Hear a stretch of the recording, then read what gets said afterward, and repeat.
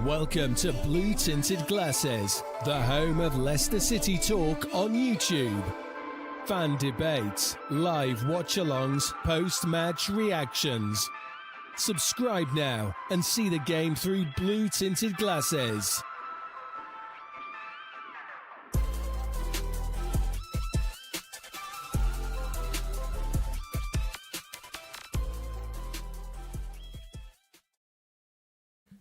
Good evening and welcome back to Blue Tinted Glasses, and we are here with another watch along, and this time it is Leicester City versus Bristol City. The comments are flying in all about that lineup, so we are going to talk about it in just a second, but before we do, Anil, what's going on, mate? How are you?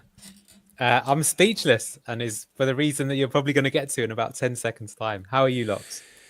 Yeah, I mean, as I just said to you before we went live, I was doing pretty well until I saw this this starting 11. Absolutely horrific. So yeah, let's get into it. So excuse the Jordan James Hamza Chowdhury thing. Obviously, they need to be swapped around. But in goal, we've got Jakub Stolarczyk, Hamza Chowdhury, Caleb Okoli, Ben Nelson, and Luke Thomas at the back. Oliver Skipp and Jordan James in midfield.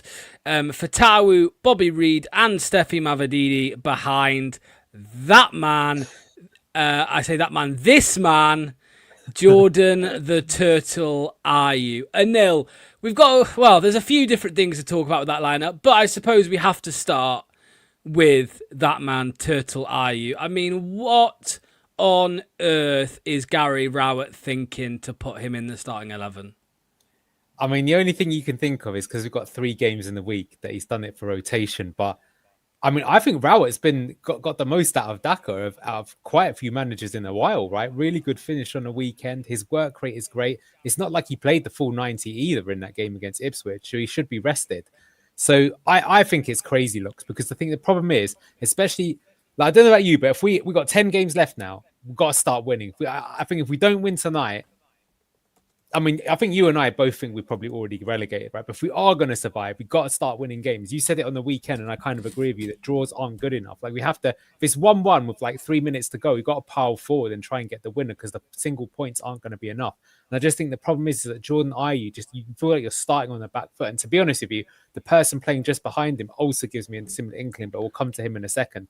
So I can't believe it, because I would rather 45 minutes of Patson Daka starting if he is tired, and I don't believe he is, just to get the energy going. So I don't know. I personally found that really disheartening. Like I said, I was dumbfounded when I saw this team lineup, and not in a good way.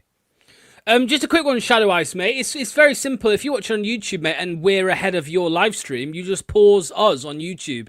So we'll have a clock at the top when we get going. So if your stream is behind us, then just pause us, wait for your clock on your stream to catch up with this, and it's all sorted. If we're ahead of, if your stream's ahead of us, then I can't really help you with that one. But there we go. But yeah, there is a way around it, mate. So let's see what people are saying in the chat, Anil, because again, it's not very positive, as you can imagine.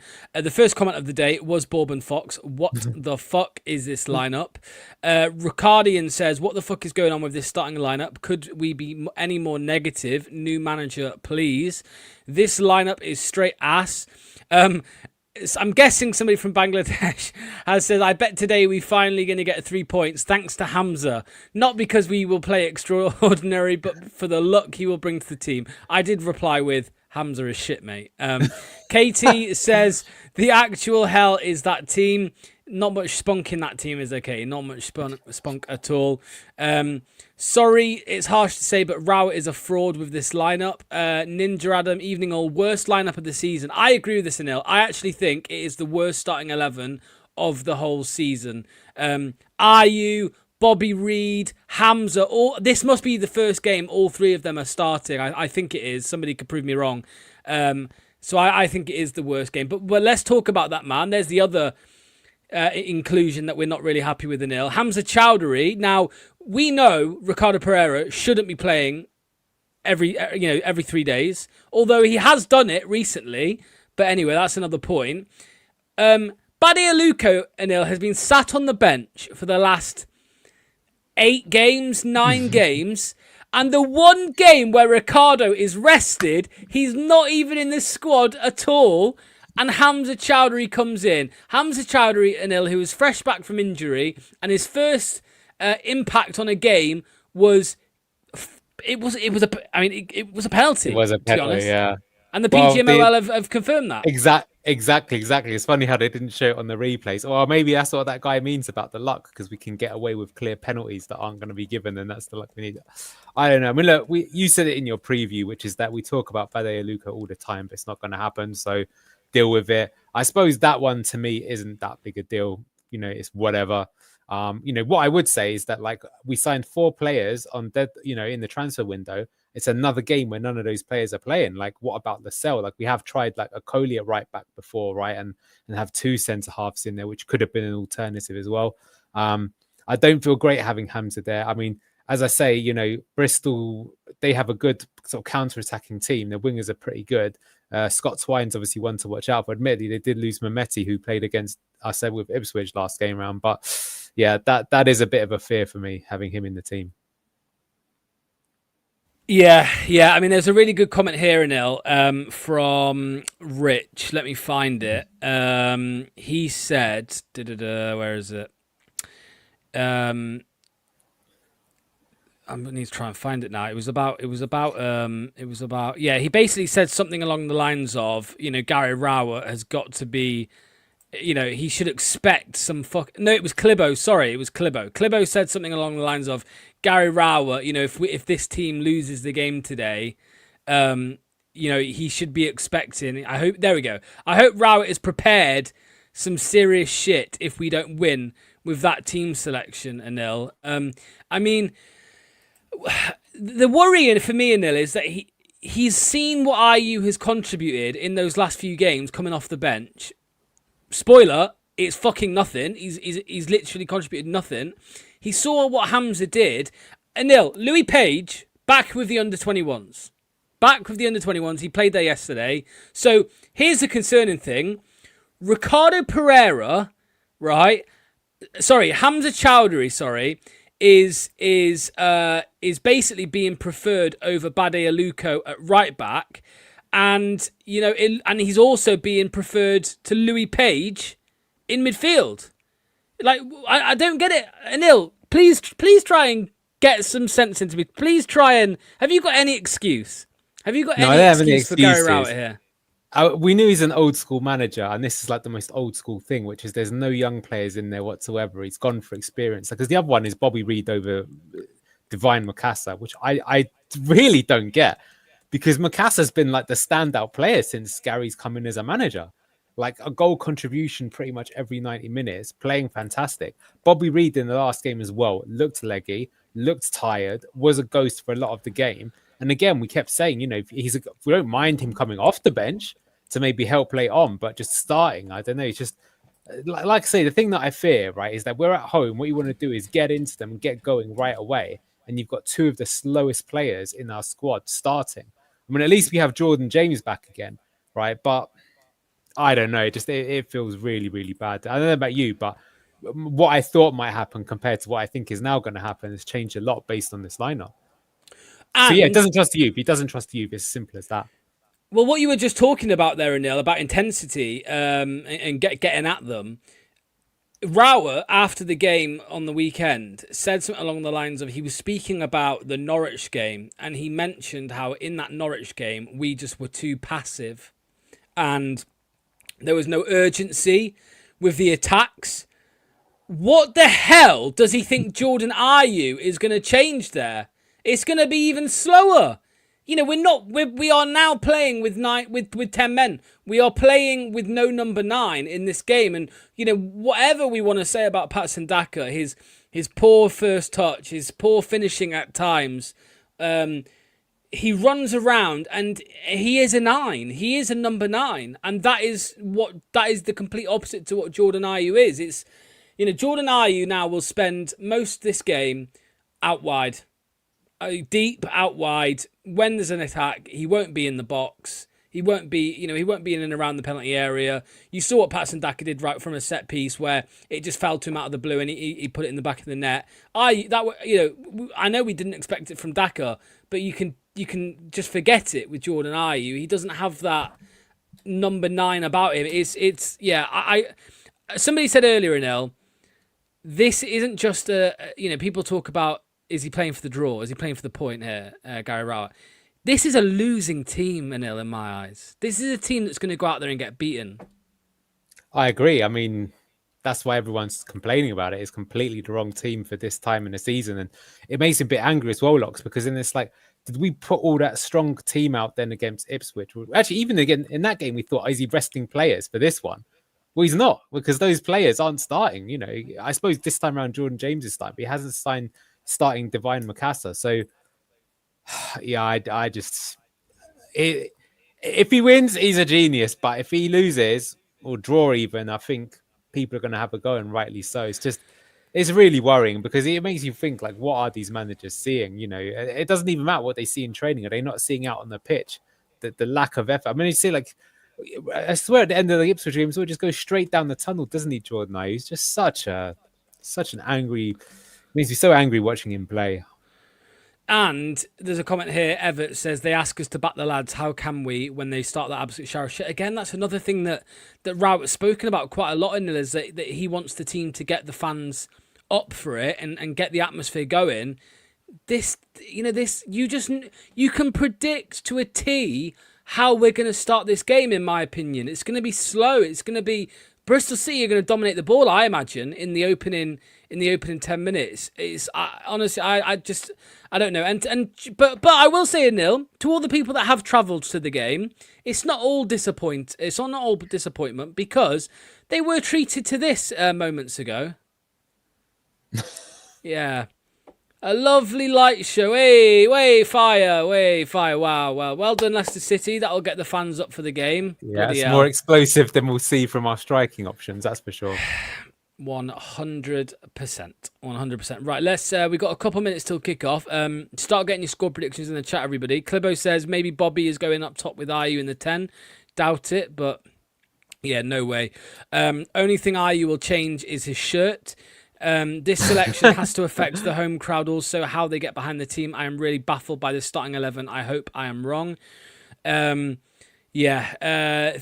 they hear and see what the players are bitching about in training. The only reason for Ayew getting so much playtime is he is blackmailing Top. I am still convinced that he has something in his contract that says we have to pay him more if he doesn't play. It's the only explanation in my mind. Fucking shit show. I could manage better and play Ayew. 3-0 to Bristol, Kit says. Georgie, road to 40 points. Frankie says he's been optimistic with a 1-0 Bristol win. Anil, what are you going with? I'm going to stick. Yeah, ignore the JJ at right back. It's just it will switch over. But yeah, Anil, give me your prediction, mate, because I'm going to stick with my 1-1. Oh, I think they'll win 2-1 based on that team lineup. I hope I'm wrong, but that's just not the lineup to do. This is sort of lineup we'd absolutely slate Cifuentes for. Sort of lineup he would pick, and that's what the lineup says. So I really hope I'm wrong. Hopefully, I don't know, somehow, he fixes it, and I know Jordan Ayew even scores a goal. Make us, shut up. I just don't see it. Well, we did get more program notes from Top, and he spoke about 3 positive results in recent weeks. 3 points from 3 games, Top. Yeah, all right, mate. If that's positive to you in a relegation battle, no worries at all, mate. Yeah, well done for drawing against Stoke.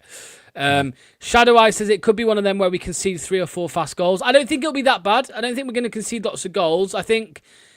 Do you think, Anil, just quickly, do you think he is just trying to go for a safe team? No, I think, to be fair, he is trying to rotate some players to bring some freshness into the team, but I just think he's going to be sorely disappointed with who he's picked. Because the thing is, we see this now. Must be 3 or 4 managers have done this, that these players get into the team. So maybe in training, maybe in terms of technical capability, they are actually better than the other people that they replace.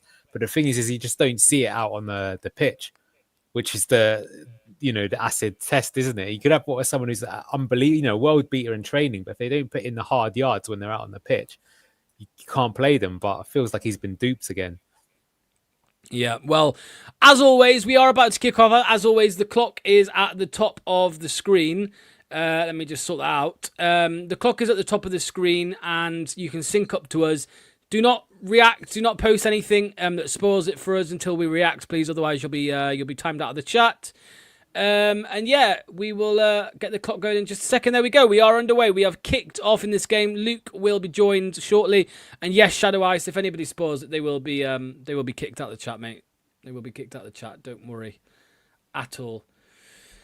I suppose, look, we talk about all the negatives in there because it is a very negative team, but JJ's back at least. He is starting a game. That's the one positive, isn't it? And that is still, I suppose, the one get out of jail card that we've got. Because it's no surprise that our bad streak started when he got injured. It all comes down to, you might even argue that Cifuentes would still be here if Jordan James hadn't got injured. Because it's not like results have had like a massive uptick since, he's gone. Yeah. Well, what have we... We'd actually worse, haven't we? Because we lost 5 games in a row under King, and then we still haven't won under Gary Rowett. Well, even Rowett's got 3 points in his first 4, and Marty had 5 points or 4 points in his last 4. So yeah. See a skip. Here we go. And Bobby's on the floor already. Oh, exactly. Why do the old players go down so much? Are they just need a rest? Their joints can't take it anymore. Like, Jesus. Well, we've started the game positively. Yeah. Man, the King Power looks so empty, doesn't it? Jesus. Combination of a team being awful midweek fixture, I guess. Here's Ayu. Steffi Mavididi lashes foot at it. Blocked. Oh no, they all got in each other's way, didn't they? Thomas was about to smack that, and guess who got in the way? Turtle Ayu. Look at this, Anil. We say our crowd's bad. Look at this away end. Oh my God. I don't think I've ever seen an away end this bad before, ever. Look at that. Is there anyone there? Oh my God. There's about 20 people there. Yeah. Oh no, just see what he just done there, Okoli. Oh my God. Lucas!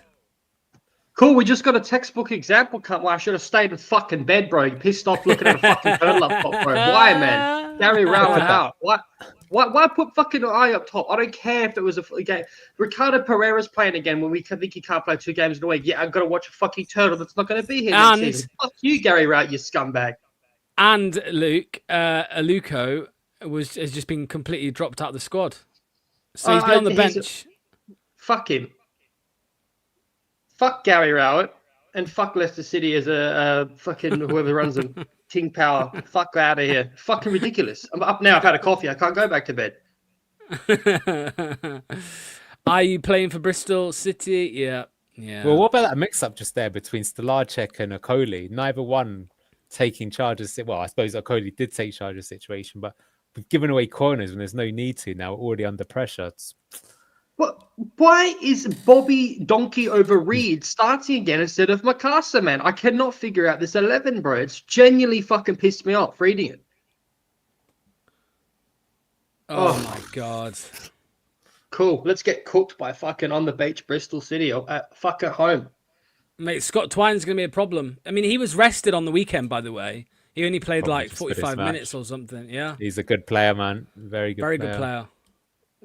He's one of those that he's not good enough for the Premier League, but he's like one of the best Championship players, has been for years. Yeah. Oh, here we go. Oh my God, this. And you know what's so ridiculous? This all came from a corner that never had it to be given away in the first place. It's just we were our own worst enemy. Look at this guy, bro. He looks like he just walked out of scoring for the first time in a couple of weeks. It's like he knows he's going to score. Yeah, they do. They look confident. They can probably tell already that. Oh they'll be full of confidence. I mean, any team coming to the King Power is going to be buzzing. Easy points for them. Easy points.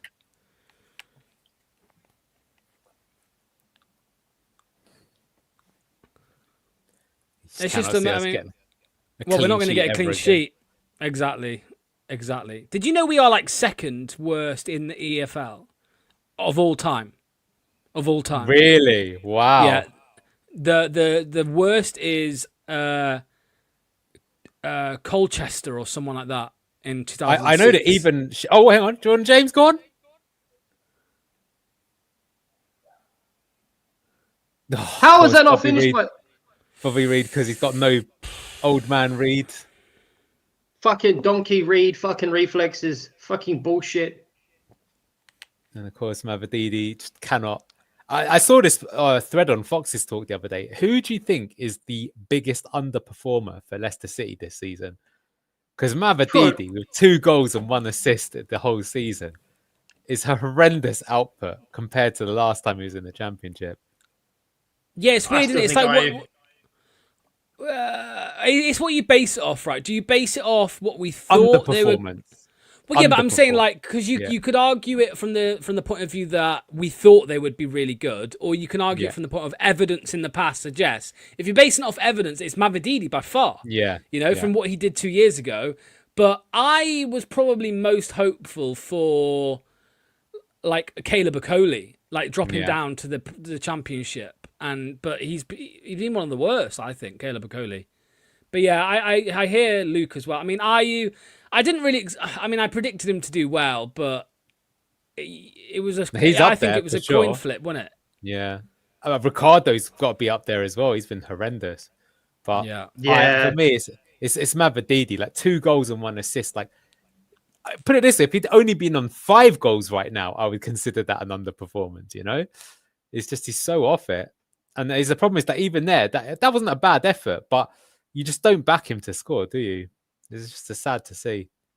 Look at the positioning of all the players there because of how fucking deep. I hate him. He's a crime against my eyes. He really is. Like I just need someone to go studs up and just fucking rip his knee apart, and I never have to look at him again. It'd be fucking the happiest day of my life.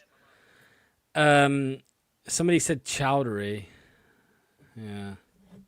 Nelson, I think it's a good call. Coley, as you say.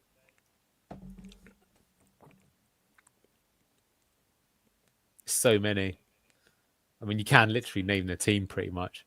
Have they got a new sponsor under their number on the shirt? Who, us? Yeah, can you see under the numbers? There's like there's a bit of text. Oh yeah. Maybe they've got the League One logo on there already. Thinking ahead.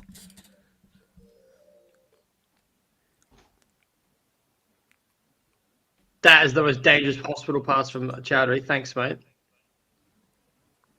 Shit captain, shit bloke. Do you remember last season when we got relegated as well? It goes that Leicester can confirm their place in the Championship next season. Yeah. So do you think they've got the tweet ready? We can confirm our place in League One. Yeah. Rowett's not got the cap on today. It might mean a Rowett win. looks like a fucking crackhead on the side of the pitch, chewing the gum so hard. That's what Leicester does to you. He has to manage these bozos. He's gurning, mate. I will say one thing though. It does look like we can score. Looks like we can concede more. I'm not denying that. I'm not denying that. But I'm depressed after what Anil just said. Look, we could name the whole team for the drop off. He's right, man. I keep wanting to change my answer. Ricardo, maybe. Anil, you could argue that his age and stuff like that, but the drop off, even Fatawa as well, he's a huge shout. Yeah. But to be fair to Fatawa, he has got a lot of goals and assists. So even though he's dropped off, I still think he's levels above a lot of other people in the squad. Like, at the end of the day, he has contributed, right? Compared to the strikers, compared to the. What are his goal contributions this season, Fatawa? Are they even really that good, Anil? To be honest, I think it's 7 and 8. Yeah. 8 and 7. 8 goals, 7 assists. Okay, it's not bad for a team down at the bottom of the league, man. I mean, I would say it's really good for a team in the position that we are. It's not good for what he's capable of, but I mean, he's the first one out the door in the summer. Probably, yeah. But he'll be the first one out the door because he's actually a player teams will want, Yeah.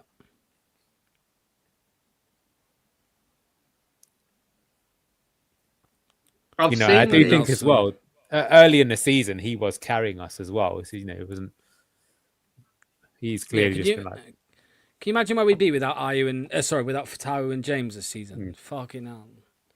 Below Sheffield Wednesday, probably. Yeah.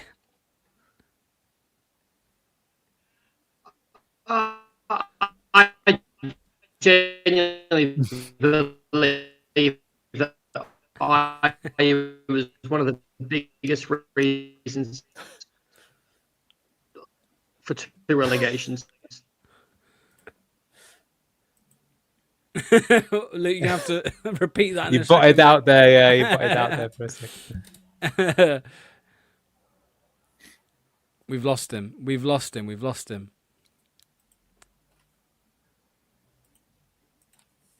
He's gone. He's gone. I'll put something in private if you need it. Okay. I'll take a look at that, and I'll try not to share it onto the onto YouTube this time.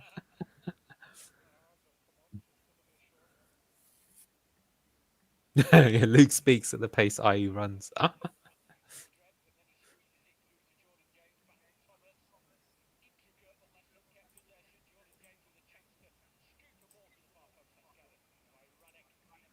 me turn that down a bit. Why is there a YouTube chat on that? I think you can max it out. Yeah. Lots of long balls, says Blaze. Yeah, that's Luke's face when he knows Ayew is playing. Yeah. Shadow Ice, if you need a stream, mate, you'll find it somewhere. That's all I'll say. Oh, good touch for Tawi in our stream at least. Oh, Abdul. That's unlucky though. Does he want a foul?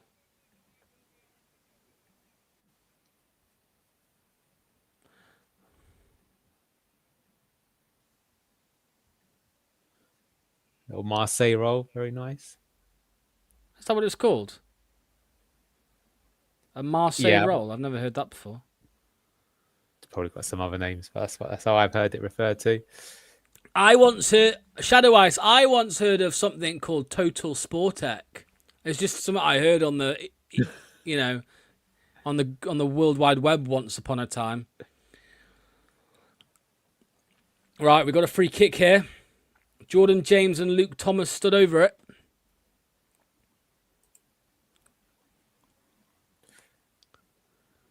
JJ, ball in. Nelson! Get in, Ben Nelson. Good delivery from Jordan James, who gets an assist on his first game, or his first start since January. Wow, we needed that. We needed that badly. Great delivery. Wow. The Rowett effect gets the most out of Benny Boy. That's another set piece goal, Anil. That's quite a few now. Yeah, it's true. It's true. Yeah. So good delivery that from JJ. Look at that. Excellent delivery. That's a really good header as well. Yeah. He's had to put some power into that and he's really generated it. Lovely header. Wow. Did not have that on my bingo card. We'll take it. Absolutely, mate. Abso-bloody-lutely.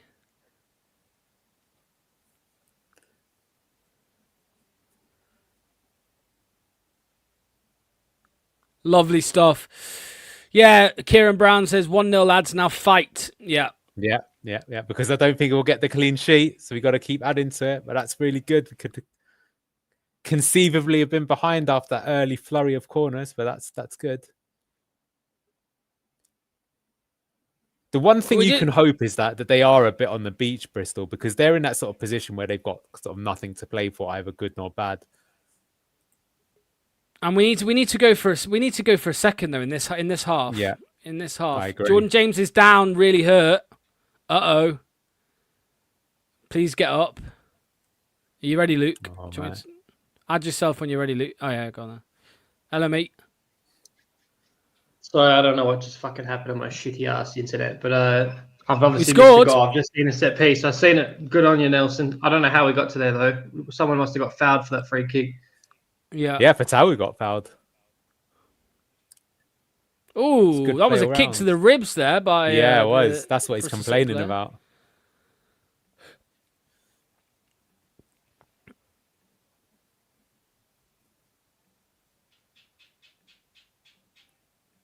Yeah, got to play to the whistle, lads. Another corner. Gun Steffi. Go on. No. Yeah, Where's Jordan I? James is up, by the Where's way. fucking I? Look at him. He's playing centre back. Oh, he's Wait, true. where is he? Actually is he? Oh my god, Oh he's my playing God. What do you CDM. think? Left back? Fuckwit. Fuckwit. Complete total fuckwit. Nice one, Turtle.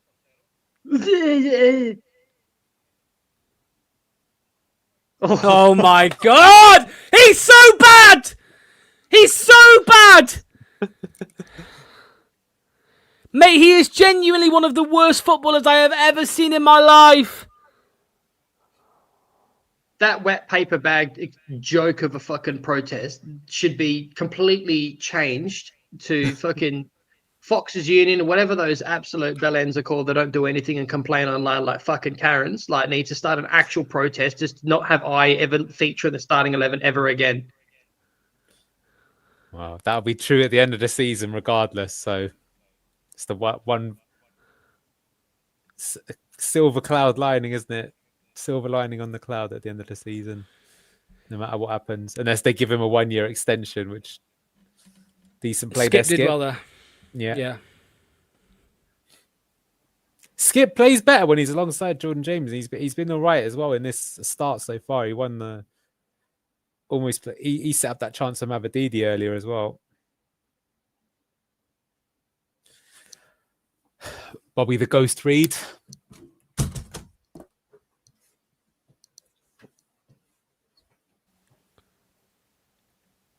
Ayu should be left back in the dressing room, yeah.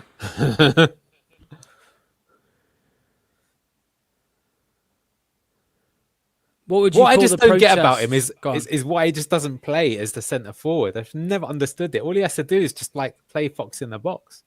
Yeah, it makes no sense.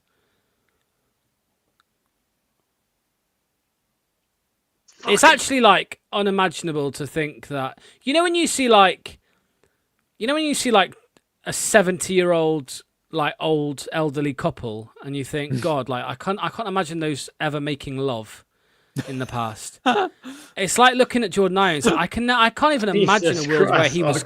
I can't even imagine a world where he was quick, but he actually was quick once upon a time. That's like one of the best things you've ever said. I thought I was out of control tonight. I can't imagine 70-year-olds making love. They're fucking gold for it still. Well, that's the issue, though, is that he still thinks he's that player. Oh, no. Luke Thomas. Cashew behaviour. Yeah, I know what you're saying, Neil. He plays like he is still that player, like he's got bags of pace. Like that's one of the best things that Vardy did, is that he altered his game and it worked really well for me, prolonged his career. I realized he can't just play on the shoulder and, operate more as a traditional number 9. Look at the live chat, Luke. That last comment Which one? from Jeremy Weeks. Oh, Jeremy Weeks, mate. And 16 Ray. Good on you guys. There you go, Lux. So the future What are you talking, Hawks Jeremy? team, Once a week, twice a week, enthusiastic elderly sex. once a month?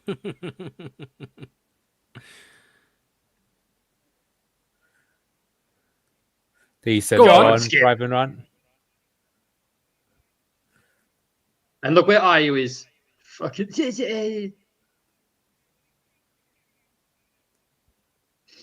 On a Frodo. Luke Thomas special.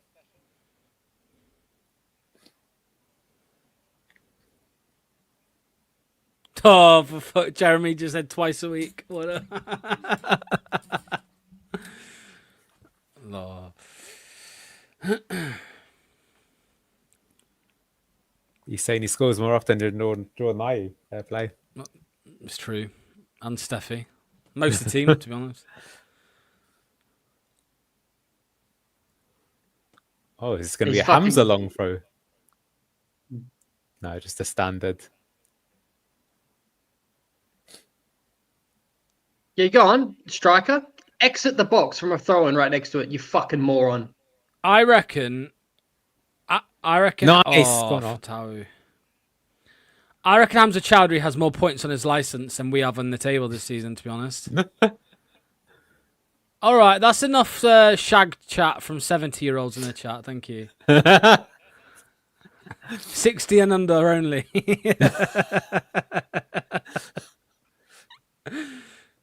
Okay, now they're going to go for the long throw. Okay, I wondered why they didn't do this the last time.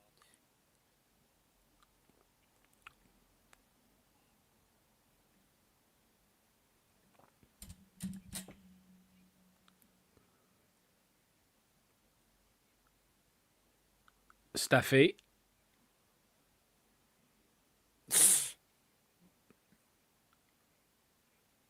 Go on, hunt him down, JJ. You tried. Hey, Forced a mistake.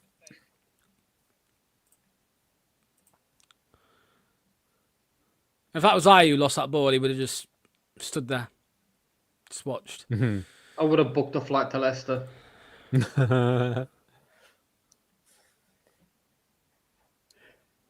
you know what's good though? Is that we are like dominating the game. Because, the thing against Ipswich is it wasn't just like when it was, the whole second half, it was just all them, right? It's either we're never going to score. Whereas in this game, I mean, I think they look like they're on the beach, which is great for us. They did it the first 5 minutes. Yeah. And we know what we're like in the second half. Well, that's the thing is they were. The thing I have to remember though is against this lot is I think the last time we played them, we were also bossed them for the first 45 and we're 2-0 up. I think we even had the chance for 3-0. And then do you remember we conceded like on the first attack in the second half and it was 2-2. And in the end, Stolarczyk got us the point. They could easily have won it. So they might be a bit of a 45-minute FC themselves. That was a good pass. We just need to get. We just need to just 2-0 up at half time. Let's just do that. Easier said than done, but just do it. Mate, I'd take the 1-0 if it's on offer right now. I don't think it will be, but I would take it.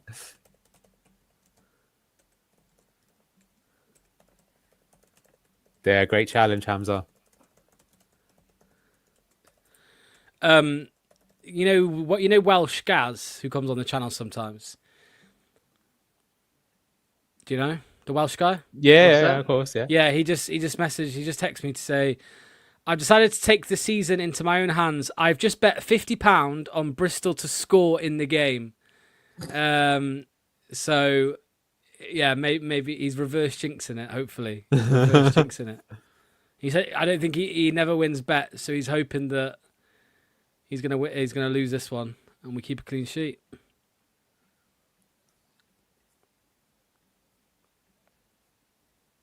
Oh, now they're having the spell. What time is it, Luke? 4 a.m. 4 a.m. Very nice.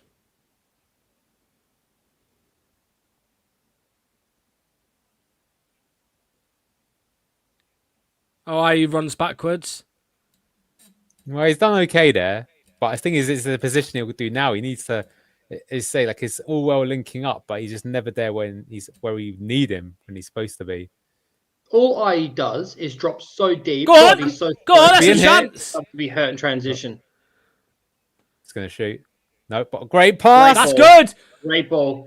Oh no! You just never ever back him, do you? Never back him. That should have been chilly time for your should have.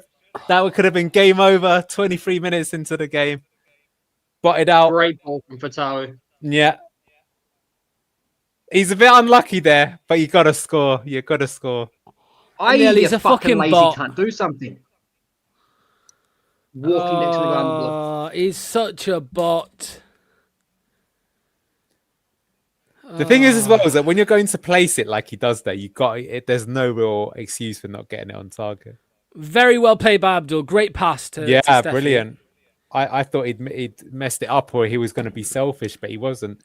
And the thing is then in that moment, you then understand why he is selfish because he's like, these lads can't score. So.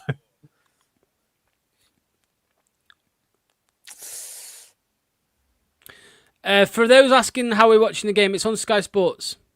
Yeah. It's Well, not Fox even is on the red hub. button, is it? Yeah. What did you say, Luke? Fox's hub. And If Sky you want to Sports. piss away $50 a month to watch Go on. Jordan and I fucking jog up the pitch while we're heading up for an attack. Fucking awesome. Right, mate. Sky Sports is even worse. Sky Sports is like £100 a month. Yeah. Terrible. Go on. We're properly on top here. This is the moment we got to take our chances. Could finish the game here next 5 minutes. Totally on top. They actually look rattled.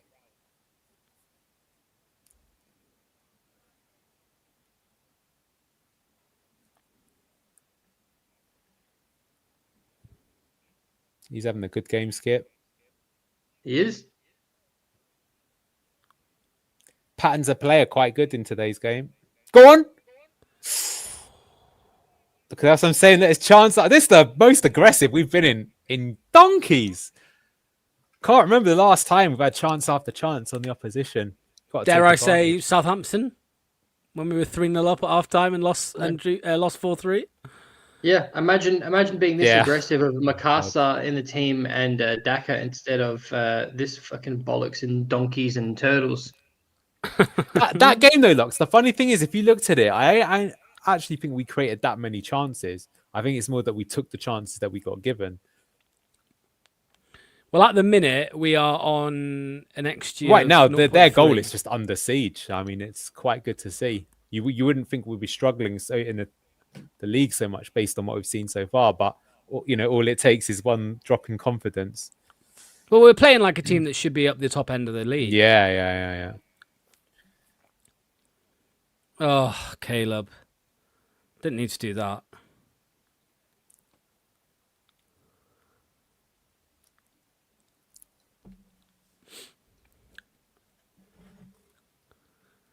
New to the channel. Good Come on, challenge. Leicester. Cheers, Tom, mate.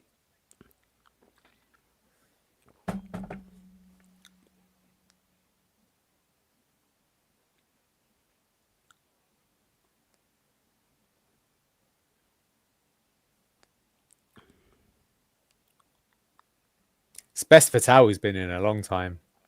Go on, Steffi. What you got this time, you bot? Back in. Yeah, the goal was good, Salty, mate. Good delivery from a free kick from Jordan James and great header from Nelson.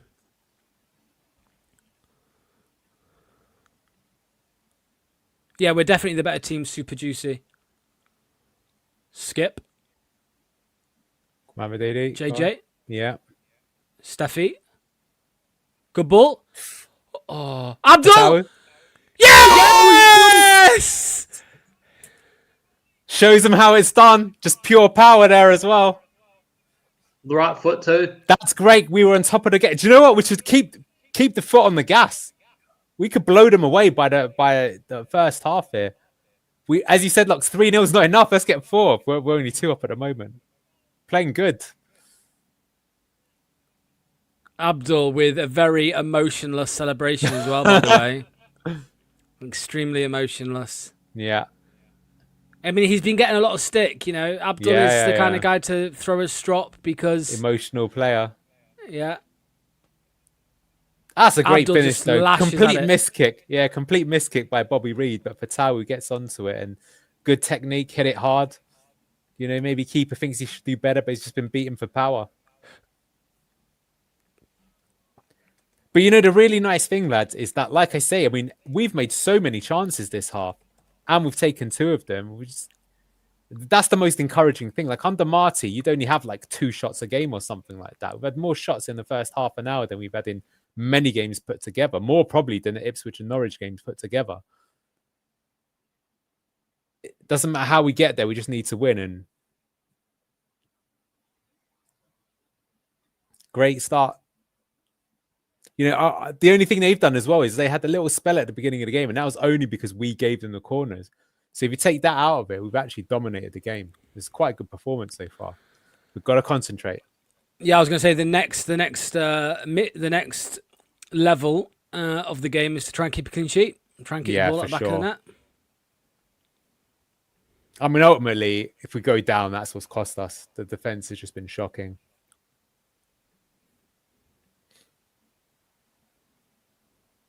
He needs to sort his Barnet out.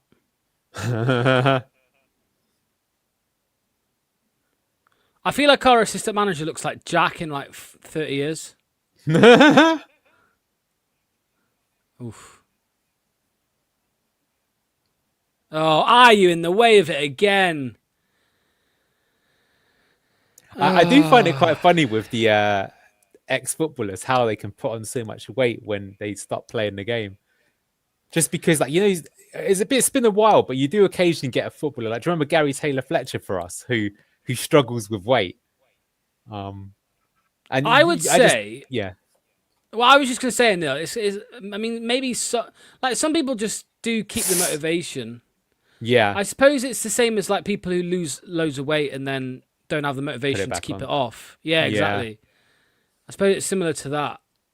Well, I just thought it's because like, I assumed that, you know, because there are some people that sort of never struggle with weight their whole lives, right? And I just assumed that those people are naturally going to be athletic, build, so don't really get fat. You know, we're not saying they look, you know, like bodybuilder, but they just never look too bad. I just assumed that most footballers are like that. So it's quite funny to see someone go from 6 packs to 6 folds. And it's a sport thing though, and it like look at like you said, a lot of boxing or fighting and other sports. Look at Prince Nassim. Look how that used to be the skinniest bloke. It looked like a yeah. Fat, you know, like enjoying the good life. I was going to say when people have money, some turn to drugs. Yeah. Some turn to gambling. Others turn to food. I think it's just as simple as that, to be honest. Yeah. I think like a lot of these sports people, they're used to the regime and the regimen of, you know, training, you know, it's their whole lives since they're very young. And then they get to a professional level of just every day, you know, train, eat white, train, and then all of a sudden after, you know, 10, 15, maybe even 20 years, that's taken away. And it's just like, fuck, I've got a heap of money. I can do and eat whatever I want. Yeah, that must be what it is. You're right about the stress thing though. Like I remember there was this Portuguese manager, and he was like both really, really skinny and really, really fat. And they're like, well, what's changed? And he goes, well, basically, I used to smoke on the touchline, right? And he goes, I was smoking like 40 a day because football's so stressful. So he gave up the cigarettes, but he became a big lad, let's just say. So, mate, you know, I used to know someone. I used to work with someone who genuinely used to smoke about 30, 35 a day. Like probably like slim build, and he gave up smoking and he ballooned. I can totally imagine it, because think about how, go on, Abdul, man, he's been amazing today. He's absolutely electric today. Go on, switch it. Yeah, brilliant. Yeah, go on, fuck IU. I'm not even mad at that. I'm not even mad at that because he just completely overlooked IU. I'm like, go on, son. Could have been a bit forward, but we kept the attack going. No, he's been. Oh, this is actually for me. He's been more like what he's been under Enzo, where, you know, forget the goal for a second. It's just this all-round performance. He's attacking the spaces at the right time. The decision-making has been very good today. Top performance from him today. Mate, he needs to come off. He's been dog poo. Like, we need Monga to come on and Makasa to come on. Yeah, Mavididi needs to come off. You can see it in his face. He looks defeated. Like he's because he's missed. He's one of those. If he'd have scored, he'd probably end up having a really good game. But because he's missed it, it's gonna get to him. He's already lost the war with himself mentally. I genuinely think he's a mental player. I think the player's still there. I just think that. Yeah, it's amazing what psychology does, isn't it? Yeah, I mean it for him, by the way. I think that it's like some kind of psychology work would help him massively. I really do. Tottenham are 3-0 down in 15 minutes against Atletico Madrid. Wow. Yeah, he's getting sacked, isn't he? And what difference is that going to make? I don't know. That's the thing. Because the thing is, West Ham won again yesterday, didn't they? Not in the league, but they're clearly capable of getting the points. Luke, it's the James Maddison effect, bro. It's the James Maddison. No, I think he's been out all season. You said the other day, mate, was that they're just as toxic as a fan base as us right now, and they've had that many managers and players spent on the wrong people. It was you that said that other day on a stream, I think, Anil. Yeah, thought it was an interesting point. Yeah, that similar to us, and if they got relegated, that would be massive. Well, imagine it though, right? Because for them, if they see Arsenal win the league and they get relegated, I mean, Jesus Christ, you'd lose the will to live, wouldn't you? Imagine seeing your arch nemesis do that. And Like, I know, Luke, I know obviously I'm joking like about Maddison, like obviously he hasn't played, but I know you wouldn't find, I would find it very amusing, you know, that he got a shock relegation with Leicester, did a runner, jumped ship, and then he gets relegated with Spurs 2 years later, 3 years later, whatever, 2 years later, 3 years later. He didn't do a runner. He was way too good for the. It would have been career suicide for him to go to the Championship when he's trying against the England squad. Will he leave Spurs? Oh, go on, Chowdhury. the thing is at his age, he'll find it difficult because he's just been out for a year of an ACL. Who's going to pay like 150 grand a week, 200 grand a week on James Maddison? It's like, you know, the player's good, but you couldn't. No one in their right mind is going to sign a 28-year-old on that amount of money with that sort of injury record, I don't think. So he might well be in the Championship. He's played there before, obviously. You forget that. I think the season we signed him, he scored like 18 goals, 20, something ridiculous like that in the Championship. He was one of the best players in the Championship. Yeah. But at the time, that was a record of any team paying that fee for a Championship player. He might go cold next season. Nah, if they get promoted. He might. I've seen stranger things. Oh, if he does, I reckon he'll. I think he's like just super injury prone now. I don't think he's going to play much football for the rest of his career. Yeah. I think he's working on a pundit. Yeah, doing his YouTube channel, isn't he? He's got a YouTube channel. Yeah. Do you know where he's actually quite good? I reckon if he went to Spain or Italy, he'd be an absolute baller. Luke, let me ask you a question. Yeah, have you seen James Maddison's YouTube channel? No, I was literally just asked you. I said, "What's on it?" I'm going to subscribe to it. He does like day in the life stuff like that. Like, yeah, he likes his fashion and that. I've got him on Instagram. He likes his fashion and his fucking reality TV shit. Fuck whatever you want to call it. Luke, would you, if James Maddison emailed you and said, "Hey, Luke, I love you. I love your work. I want you to come over to my multi-million-pound mansion and paint the thing for me. But the trade-off is Leicester get relegated." Would you do it? Yep. Oh, Luke! Nah, that is shocking. That is shocking. Of course I wouldn't, man. I'm fucking with you. You just took the bait too easy. No, I wouldn't. I wouldn't. But I would definitely have a semi as I open that email, I reckon. Go on. Oh. Mavididi stopped his run. Shock. Yeah, don't let off the gas, guys. I think we've taken a foot off a little bit. It should keep it going. Don't think the game's won yet. Oh, they do. They think it's won. That's a problem, yeah. Because this reminds me of the last time we played them, and what happened is that their manager really got into them. It was like, that's unacceptable, and they came out like a house on fire. Now, this time around, they haven't got home support or even much away support, but I'd expect a similar response. I have no doubt in the second half, we're going to come out. They're going to be by far the better team, and they'll probably score by minute 60. Well, that's what I really hope doesn't happen, because the thing is that like if this was a confident Leicester, you'd be looking at this and thinking, this is going to be like 4 or 5-0. But just we're not that team at the moment. I'll forgive Rao and apologise for my angry 3:45 a.m. weekday tirade if he subs on Makasa and Daka from the get-go at halftime. I'll 100% bend the knee. I actually don't think IU's been that much of a problem compared to the others. I think Makasa's energy would be useful here. Because I wouldn't say no to because he has won a fair few free kicks during the night. It's true he hasn't got in the box when you've needed him to, but because we've scored from other players, it's been less sort of good at that. I don't understand how you can think that. Like, what's he done, Anil? He's gotten in people's way. He's won the ball back to only be dispossessed by the boundary line, or to then turn and then play it all the way back to the keeper and then basically set us up for pressure, which we can't be sustaining of our defense. Yeah, but what I'm saying is if we're winning the game and you think you can rest the player, it's like, I don't see it as like as of right now, the game state, I don't see it as like a must change. I mean, to be honest with you, I don't think you have to make any changes, but... Well, I'm going to be honest. I think because we've scored 2 goals in the first half with Jordan Ayew on the pitch, he's probably going to start on the weekend as well. Oh, God. And that angers me.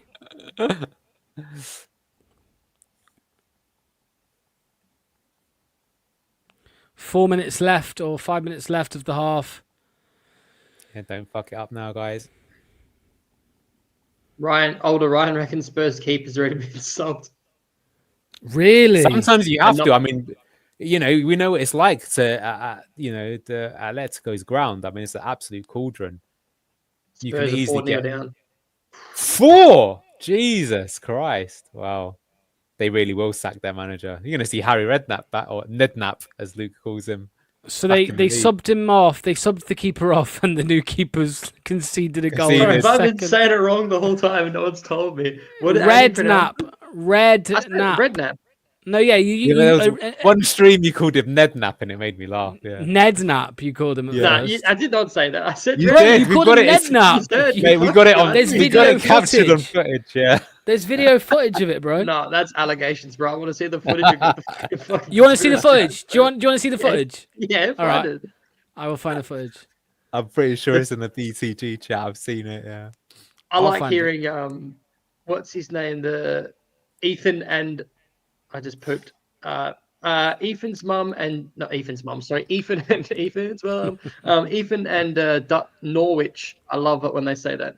Yeah, Norwich. Yeah.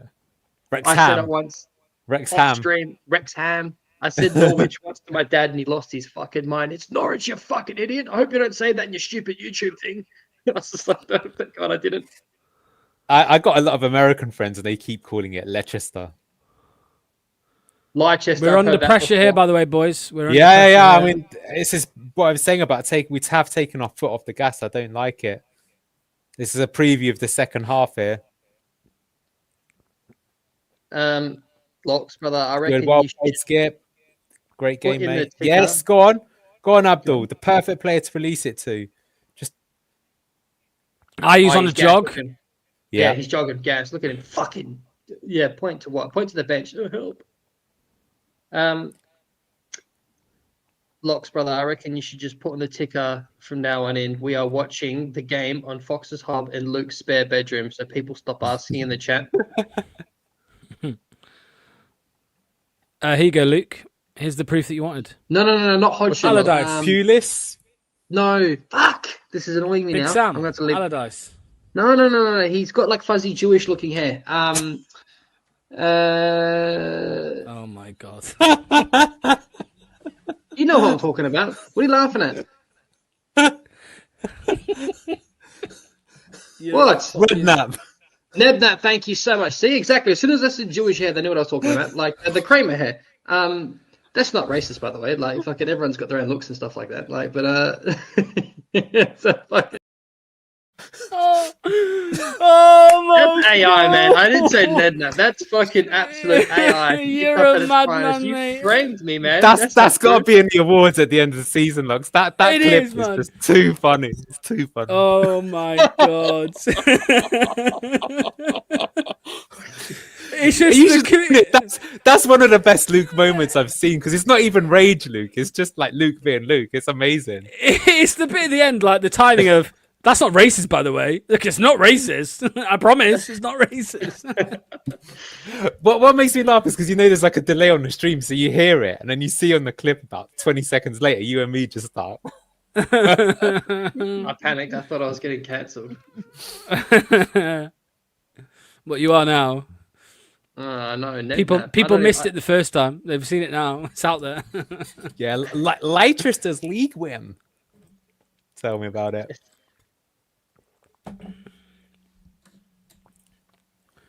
Well, the game's gone a bit flat. That's okay as long as we're winning, but I don't like the fact that we've taken a foot off the gas and we've lost control of the game. Could you see Winks coming? Don't know. Just to get a bit more control. Winks I think good. JJ won't Chowdhury's- make. He won't No. play the old game. JJ, so it'll probably be Winks who comes on. And that's why I'm thinking that, especially with us 2-0 up, there could be an argument to do it already, just to, why take the risk? Obviously, you worry that, it's because it's not like he's been. Because actually, I've got to say, the person who's been like the most sort of industrious in terms of going back to front has been Skip. He's been really good today. So I don't, that was I think JJ always brought to the team, didn't he? He was the engine, the heartbeat of the team. And he will be that again, of course, but he's just come back from injury. I agree, Blaze. This is what I'm concerned about. I think he's been good, though, to be fair today, Chowdhury, but he has to come off. He does scare me. Sorry, Lux, I didn't mean to bring it up twice. I didn't realize he was on the yellow. No, When was that? When he folded that bloke with that hip and shoulder, that was awesome, by the way. I didn't catch that. Okay. Shout out to BFCY. No TV for us today in the States. They found your stream. First time listening. Thank you for tuning in. Come to YouTube, please, brother. Jordan I just watches the ball Look, go watch past him, man. He's fucking pathetic. He's horrible. Yeah, in one corner. He's definitely a cook, Luke. I've never been so certain of anything in my life. Who's that, brother? Are you? He's a cook. Oh, he looks like someone that's asexual that doesn't even fancy shagging, to be honest. Like, disinterested. That's the kind of vibes I get from him. Like, you could get like a banging fucking... All right! 11 out of 10. We got it from the first sentence, Luke. we don't need more description. The speed at which you got that save in there, Locks, was amazing. Get the fuck off, Jamie that Vardy fucking there. supporting bitch. You fucking went into big detail about 7-year-old Shane, and I can't even talk about he's been 11 out of 10 naked. Fuck off. We are about to hit half time. I think it was 2 minutes added, and we're nearly there. Oh no, we're 1 minute in. It might have just been 1 minute.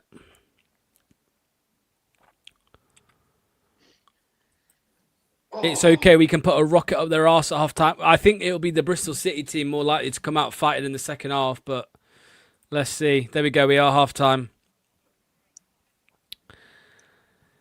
I mean, yeah, what are your thoughts, Anil, mate? Because, you know, I would say the first 25 minutes, 30 minutes of that game were absolutely exceptional. But as usual, it feels like we've just kind of dropped off completely. Bristol City have had pretty much all the chances since, you know, the half-hour mark. And if you had to put money on the next team to score, I would put it on Bristol City.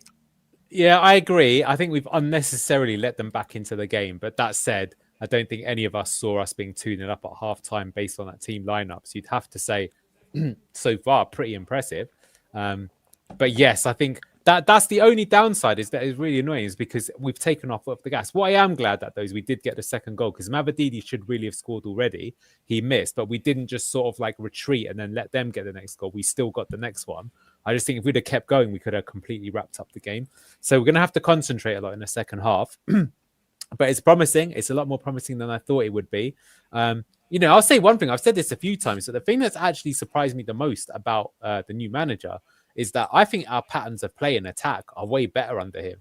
And that is not what I was expecting. I was expecting us to get more set piece goals. I was expecting us to be like more, you know, put in more work rate, being a bit defensive. But I actually think we were better in the attacking third in terms of stringing the ball together and making chances, which is good to see. But yeah, there's a bit of complacency setting in, but so far so good. But yeah, there's a bit of a warning sign on the horizon. I mean, Luke, as Ryan alluded to in the comments, you do think back to the Southampton game, and you don't even need to just think back to the Southampton game. You think back to the Bristol City game. We were 2-0 up against Bristol City, and we drew 2-2 earlier in the season. Yeah, sorry, older right side Ryan. I did hammer you that game, but to be honest with you, you could use any 45-minute second half team for any kind of example for basically not having any faith in them whatsoever. And to Anil, to add to what you just said before, do you think there's an emphasis in training on switching from wing to wing? Because I've seen it at least 3 or 4 times. Do you think it's just the run of play, or do you think, no, this is something they've worked on? I've seen both Mavadini. Sorry, go on. Yeah. Like, I think we play more of a traditional 4-2-3-1. So we're just doing more of what I'd expect under that system rather than inverting players. But the good thing is that works. So you're doing the basic things like supporting the attack. When we go to attack, there's we're not necessarily committing more numbers forward, but we're committing numbers in the right spaces. I think one fullback normally joins the attack depending on which side the attack goes down. So yeah, I just think we find the passes and we manage to develop opportunities and chances, which is good. I think, you know, if we were to have the manager longer term, people would figure that stuff out. But compared to like the entirety of the rest of the season, it's actually nice just to see us make chances. Like, I think the problem with Leicester this season has been is even when we scored, they're all wonder goals. But today, a lot of the goals that we've scored there came from actual genuine good play. I mean, okay, set piece and one came off, winning. Well, doesn't have the came off winning a counter attack, but I think we look good in open play. Is what I'm saying. So yeah, I think it's promising. Luke, Mighty Banana says, I haven't seen IU have a single meaningful touch this whole game. He does the bare minimum and that's it. Jordan I has not had anything meaningful. I wholeheartedly agree with him whatsoever. I've ranted about him enough as it is. I hate coming on here, guys, and getting angry about the same thing over and over again because I sound like a broken record. And to be honest, if I was listening to myself as someone else, I would hate me. I'd be like, get this stupid fucking whinging Australian off. It's meant to be whinging Pom, not whinging Aussie. So that's what we guys call you out here. It's funny because you are the biggest whinger I've ever come across in all my life. I am. I've fought myself out for it, to be fair. So I get a pass. At least I can recognize it and apologize. But no, Jordan, I'm not going to kick off again. But just I'll just say this nicely. He's redundant. Do not play him ever again. Don't make me look at his stupid fucking head on the camera. Thank you so much. Yeah. Srabon, I hate to break it to you, mate. Hamza Chowdhury is not the reason that we're winning this game of football, mate. Well, he's not bringing any luck. He is shit, and he's on a yellow card, and he's not going to make the whole 90. But yeah, anyway. I think he's had an all right game, though, to be honest. I'd say he's been a 5 out of 10 average. But yeah. Anyway. Been here before, haven't we, chaps? Lost 23 points from winning positions, however, better than expected. Greg, what you say about Greg? What people say about Greg in the chat? What about Bourbon Fox, you bitch? Did you fucking put your kid to bed before you put that comment in, you bitch? Fucking should Whoa! Bourbon Fox is a lovely bloke. He is a lovely bloke. Fuck that guy. He whinged because I swore once and said he had to put his kid to bed. To be fair, his kid probably can't see the comment. And hold on, now he can. Yeah, can see it now. Nice one. No, what I'm a good joking. father you are, man. Good role model. Luke, relax. Bourbon Fox used to be a big fan of yours. I think he's joking at Luke when he left that comment about you. Fuck the guy. Unless he apologizes, and then I'll give him a sweet kiss. Oh, sweet kiss. There's nothing you want more in life than a sweet kiss from Luke, trust me. Bristol are on the beach. Leicester clean sheet this game. I mean, if we can get a clean sheet in it and the win, I mean, that will do a lot for confidence. I think we need it. But I mean, it's a bit worried. I've just sent you something in the chat. But I mean, if you look at the momentum, since we've scored our goal, it's just all been them. I think that's the worry. So that makes me think they're not completely on the beach. I think if we scored another one early on, we probably would put it to bed. But like I say, we just can't be complacent because it's easy to rattle this team. That's the problem. Yeah. There's a comment here. Sorry, here is the momentum chart. By the way, there you go. That you talk about, Anil. So obviously another half to go, but yeah, it was after that goal, after the second goal for Leicester. It has been all Bristol City, but at least we were able to kind of get through without a get through without a thing. Don't go there, Luke, with that comment. Don't even reply to that. I'm not saying it. I've forgiven him now just for that comment. It was very ambitious comment to put on YouTube.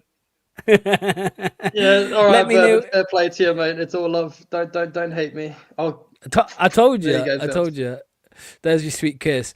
Will says a wet sloppy kiss from Luke is very fruity. Greg would like it. There was another comment here which I wanted to bring up. Where is it? There we go. Yeah, Hamza on a yellow freaks me out, Luke. Hamza on a yellow freaks me out. Watch him get a red and then we draw. I mean, how long would you give Hamza? Because obviously there is no Luke on the bench, but Ricardo is there. Maybe it'll be Ricardo to come on in the second half for Hamza. Yeah, I can see it happening. He does scare me, and to be honest with you, I'm not his biggest fan. As a lot of you repeat listeners probably know, but to be honest with you, I think he's not been bad. But yeah, he is on the yellow. He does scare me. I would just sub him off, and he's done a job for the first half, and you can be happy of that. Yeah, he's done pretty well. You guys are a little overconfident. Remember Southampton? We've already spoken about that, Des, mate. If you rewind, you'll hear us. We've already discussed that. But I suppose it's not really about how negative we are in it. It's about how negative the team are because we know this team fold. So if the team come out in the second half with nervousness and anxiety, it's going to go all Bristol City's way, innit? It should be Rowett now in the changing room at half time, beating it into them. You just go out there and start the second half like you started the first half, and we'll win the game. Yeah, exactly. So let's hope we can get that message across. I think it does depend on how they start as well. You never know. I mean, they might come at us hard and we get a counter attack or something like that. But yeah, we've got to concentrate now.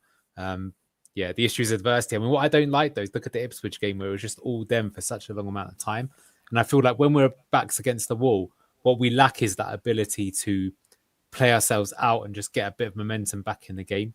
Like we lack that ability for a long time now to like control a game and dictate it. But let's hope it doesn't come to that. But yeah, unfortunately, we have seen this happen many times before. Yeah, I mean, Luke, I'm going to read out to you, mate, the substitute bench here. So we got Vitesse, the goalkeeper, Ricardo Pereira, Jamal Lascelles. They are the only two defenders on the bench, Pereira and Lascelles. Joe Aribo, Mukasa, Harry Winks, Jeremy Monga back in the fold, Dejon Richards on the bench as well, and Patson Daka. So there are options in forward areas, Luke, to change it up. I mean, you would imagine that on the top of that list at the moment, Winks, Daka, and Mukasa. I mean, would you like to see all three of them at some point? Yeah, pretty much. They're the subs to make. And as much as I like Winks, and I know you don't, Locks, I think Winks should be the last of those subs to come on, because I think, to be honest, this is a tricky one, right? Because I was listening to you guys speak the other day in Good Morning Foxes about how we can possibly get all, Mikasa, JJ, and everyone on the team. And everyone said, well, you can't drop Skip. And to be honest with you, he's kind of proved why this game. But going into this game, I would have said to you, you need to be cutthroat and you need to be ruthless in football, because the reality is, if you say, do you think would be better to have not Skip in the team and have Mikasa in instead so you can play JJ in a double pivot? You would say yes. And you would say, then why not play your best team? You cannot be nice guys and then, play a weaker team just because you think a bloke's put a solid effort in. Sometimes you got to be like that in football. But to be honest with you, mate, I think Skip's really, really been the better of the two in this game, to be honest with you, even JJ. So fair play to Skip. I feel really bad for slating him off, because one thing, the lad's proper put an effort in. If it wasn't for that price tag, I think he wouldn't have got as much stick as he got in the beginning of his career here. Anil, I mean, I would class you as a Skip hater at times, but he has been good, hasn't he? Very good. And like I said, I think he's probably one of the most challenges it feels out of any player on the pitch today. So he's got us going. He's turned defense into attack several times. Pretty good. It's funny how when he's alongside JJ, he plays so much better than with Winks. I really don't understand what it is about it. Like, is he scared that he's going to let Winks down? I don't know. But he has been pretty good. But like I said, we don't know what the result of this game is going to be. But I just generally think if you're in a relegation battle, you need to get all your good players on the team at once. I don't know how you do that, but is there a way? That's all I was getting at. Maybe he could play in the 10, but then you got to have Mukasa up there in some position too. The Mighty Banana says, is Locks a Winks lover now? I am a straight man and I don't like dicks. Luke on the other hand, he likes a dick, especially if his name is Harry. So here's a good comment from my best friend Bourbon Fox. In the Enzo season, we scored a lot of late goals because teams got tired. Now the team isn't fit, but we have to bring on early subs to up the quality. Route subs have been too late so far. He's right. I agree wholeheartedly. Well, Luke, that game on the weekend against Ipswich, we were waiting until like the 70th minute nearly for any substitutions, and it hurt us. So, I would say that has been one problem, right, with Rowett so far. Would you agree that his subs are questionable? Yeah. Yes. Yeah. Is that it? So I couldn't. I thought Luke was going to say more, but yeah. I thought you said Luke, and then Anil said yeah, and I was worried I interrupted him, so I stopped talking. What were we talking about? The lack of subs. Yeah, it's weird that he takes so long to get the subs, and I'm not sure why. That's his biggest weakness so far as a manager for Leicester. Yeah. We're coming up to the second half. There was a comment saying from Will Anil that said, "I hope we don't try and defend the lead." Exactly. I But it looks you like know, we already are, aren't we? well, yeah. I mean, Neil, like, I don't know about you, mate. I try and put it simply, but I just feel like we have to keep the ball away from our back line, and And the if we best try way to to do defend the that is by lead, attacking. Yeah, best way to do that is by Yeah. attacking. But I do think that, what I'm saying is this, right? So, like, if in a game you're completely under the cosh, what teams tend to do is they then just kick it long, which means they give the ball away even faster. But what we actually need to do is you need to get the ball and just make a few passes. You don't necessarily have to go forward. You just have to keep the ball for a little bit, right? To reset the game state, make it boring, and then start building attacks. But I don't know. It's like, is it that modern players have forgotten how to do that? They need to be told to do that by the manager. I don't know. That's something that I think we just need to learn. It's like, especially when you're up in the game, like, everyone hates sideways and backwards football, but actually when you're in control of the game and you're winning, that's when a little bit of sideways and back isn't that bad at times, right? Just to tire out the opposition and keep yourself going. So let's see what happens. But I think what I fear is that we've seen this too many times, is that, like, there's such a monkey on our back that we're like, oh shit, don't concede, don't concede, don't concede. So what do? You concede and you panic more and more and more. Whereas if you're just a bit more confident and just say, let's keep ball for a little bit, right? And the chances will generate themselves if we do that. So let's see what happens. But yeah, I think we lack, it should be Winks to be able to the one to do that. But even when he's in the team, we don't seem to be able to do it. Maybe because there is so much panic around the rest of the team. So that's what I'd like to see, but I don't know. But yeah, I mean, look, I think that's what I was saying. Keep the foot on the gas in the first half, because what you really want to do is that when you're in front, is completely, just put the game out of sight. But then again, look again at the Southampton game when we were 3-0 up. Who saw us losing at half time? And that's exactly what happened. yeah, it's interesting what you said there about don't concede, don't concede, don't concede, and then they end up conceding. And it's almost like when you tell a kid something, don't do this, and they're going to do it. Like telling Luke, don't swear, don't swear, don't swear, and he tells you to shut the fuck up. But yeah, we are very close to the second half, and I think the players are just about to come out. But yeah, I'm seeing a lot of comments about the Southampton game, of course, and rightly so. It's playing on their minds, and it'll play on the players' minds as well. They'll have that in mind, that game that they were 3-0 up and lost 4-3. So yeah, let's see how it goes. We're about to find out. It is the second half. By the way, I've got some serious words for Graham Brock on Jakob, this fraud of a goalkeeper. Terrible. I hate him. Well, I don't hate him. I hate Ayew. I don't hate Jakob, but he's just still not very good. He's a lovely bloke, though. He's a lovely, lovely bloke. I've met him. Who is? Jakob. Have you? Yeah. Right, we're about to kick off, everybody. As always, stick to the clock at the top. If you spoil out, you're banned. Bristol City to kick off.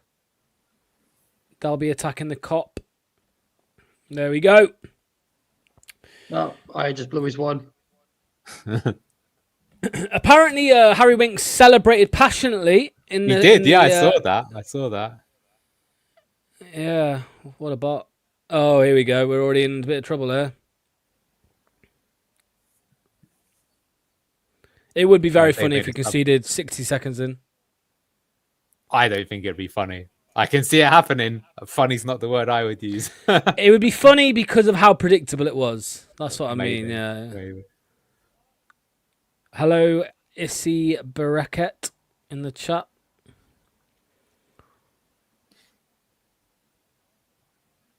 You gave Ipswich the bad vibes.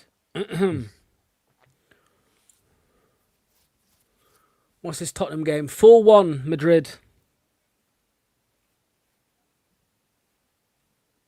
Their run home is scary for them. Sorry, Neil. That's not surprising, but it's surprising that's happened in just one half. Crazy. Well, those 5 goals were in half an hour. Yeah, mental. Who's their manager now since they sacked Thomas Frank? Yeah, Igor Tudor, ex-Juventus manager. I genuinely, but swear on my life, I'd never heard of him until he came to Spurs. Well, that's because if you don't follow Serie A, you wouldn't. I mean, he was in like the Croatia team that got to the '98 World Cup final. He played for Juventus. He's quite a good player. Okay. And then there's a manager he's been like, no, defender, centre back. It's funny actually because actually seeing him, the way that his teams play, because normally like defenders tend to be like when they become managers, they're more defensive-minded teams. But he's like, really man-to-man marking, high press. And that's why they've looked so bad, because when you try and play that system with a team that's low on confidence, all it does is it just opens up loads and loads of gaps in behind. But it's weird, right? Because they had a manager in Thomas Frank who was more of a kind of shut the shop type of manager, and they were struggling. So it's difficult. What change do you make then, right? Because they were struggling defensively with a defensive manager. But now they've put an attacking manager, and you've got a team that still can't defend, but now they can't score goals either. So you're just a team that's horrendously open. I don't know if you saw their game against Crystal Palace. Great hate watch if you're not a fan of Spurs like me, but God, they looked awful, man. I thought we look better in the Premier League, but they honestly, they look like the worst team in the Premier League I've seen all season. Let's be honest, though, they ain't going to go down, are they? No, I don't know about that, Lox. I think to be totally honest with you, if you take the name out of it, if you saw them on the pitch, you would think this team's 100% going down. That's how bad they were.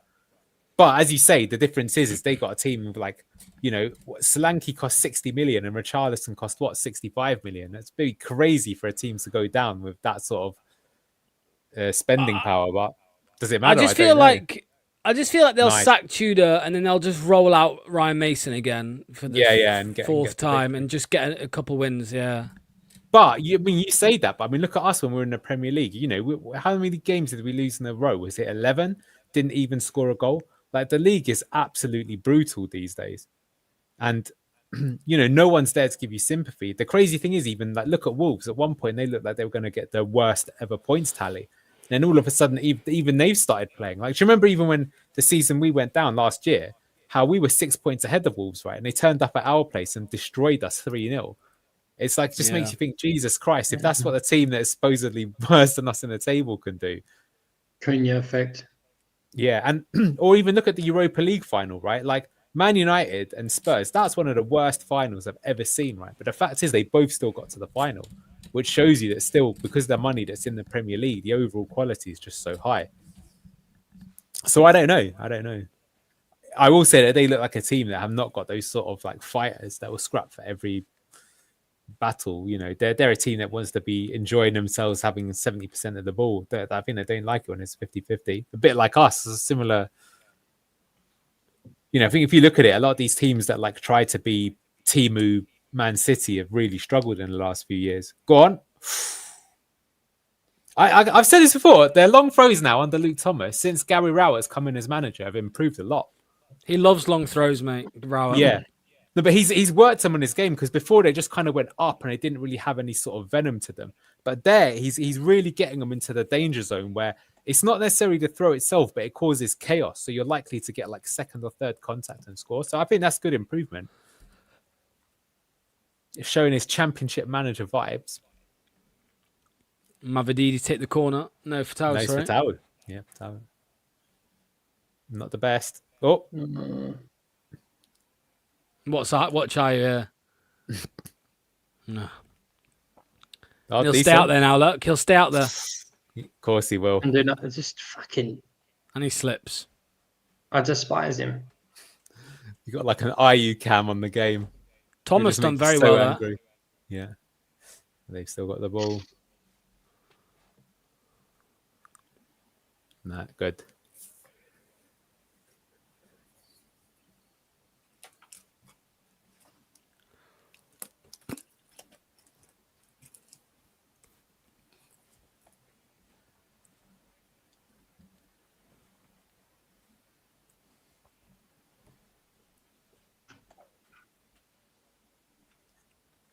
I hate Spurs as well. Always have done. Not a big fan of London clubs. JJ will come off, Blaze. He won't play the full 90, mate. He's still being brought back through. I'd imagine 60, 65. Yeah. Bring Winks on for him and put Macassar on for Donkey Evereed. Yeah. Daka up top. And see this game out. That said, this half we've been okay. We were worried that they'd come at us like a steaming freight train, but they haven't. They started good in the first minute, but since then it's been more Leicester than it has been Bristol. The City.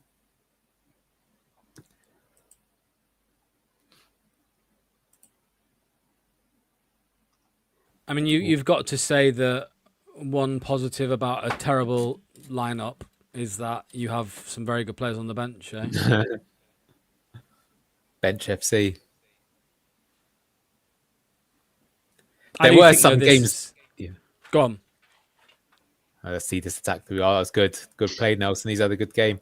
No, I was going to say that some of the benches we've had this season have been absolutely awful. Like, there was one game where it was like Silco, Kevon Gray, Monga, Page. Obviously got nothing against the young players, but you just looked at it and you thought, my God, you know, the first 11 looks terrible, but we've got nothing we can do to mix it up.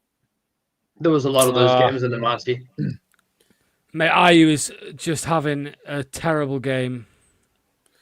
And Look at him walking. Look at him walking around, bro. Look at him walking. Oh, nice. Oh, unlucky. That was Look at Ayu. He's just jogging. Oh, just stand and what? You know what? Someone Just make fucking watch him, man. someone make a highlight clip of him, right, and just get it on going viral so people, the club can see, the fans can see. I don't get what the management see. No, that was dangerous.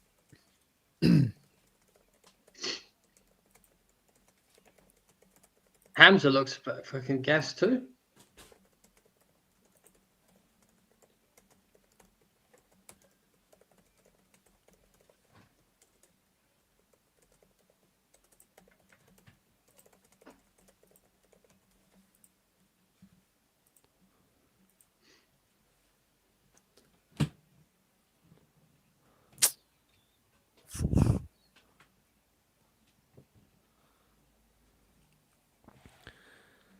It's awful. It's awful to watch him. It genuinely is. Like, I don't care. You know, we could be winning 5-0, and I'd be saying the same thing.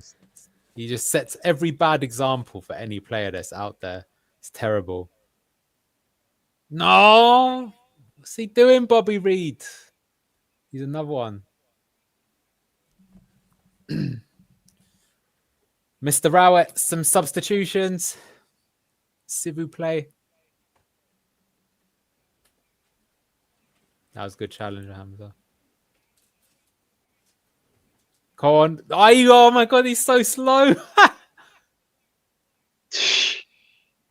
Thanks, Ayu.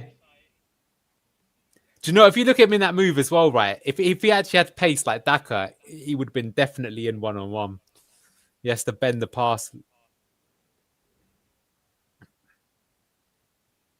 We've had the seasons going, man. I would have given anything to hold on to Vardy for just one more year. Yeah, I still can't believe that the plan was to let him go and not have a replacement. I think that's absolutely mental. Even more mental to give him the number 9 shirt to Ayu. Yeah. It's just disrespectful. It really is. Go on, Reed.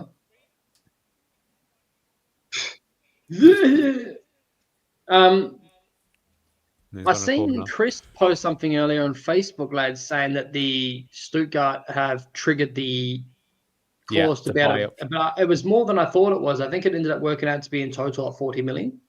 So we are going to get something for him. That's Nah, Euro, not 40. probably. Euro. Nah, Okay, it's like 23 million quid. Yeah. So that's depressing. If you look at him for them, he's actually been one of their best players. It's just disappointing that we did actually sign like a really good player, but we just couldn't take advantage of it. Well, that's on our executive of football operations or whatever you call his mock position, John Rudkin special. Yeah. You and I will keep saying it, but I think him under Enzo Ball would have been very good to see. Yeah, it would have been amazing. Imagine having him as an 8 and Mikasa. Lookman's there for Atletico Madrid at the moment, isn't he, as well? So not only did he go off to Atlanta, win the Europa League with them, hat-trick in the final, but then he's gone to... Nah, it's good play, Skip. Brilliant play, Skip. Admirably in the Ballon d'Or, Anil. Yeah. Manny's crying. Skip's playing well. That was important.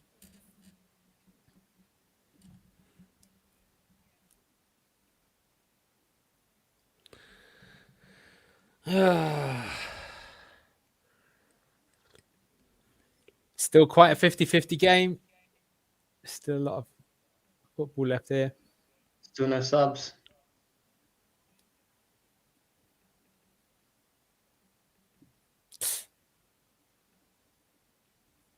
Good to see you, Brigham, mate. I hope you're well. The Kiwi rugby player. He's all right for a Kiwi. I like Brigham.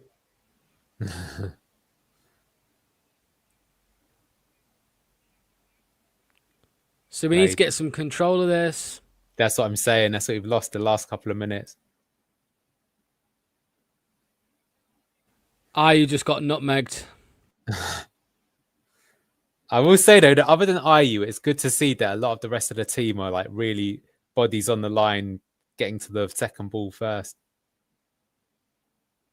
He is a complete fucking flop.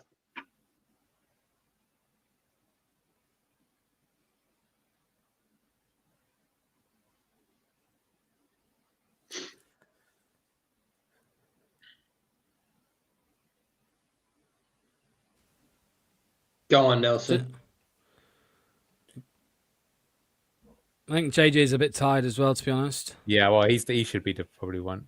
I would say it's an argument for him and Reed at the moment.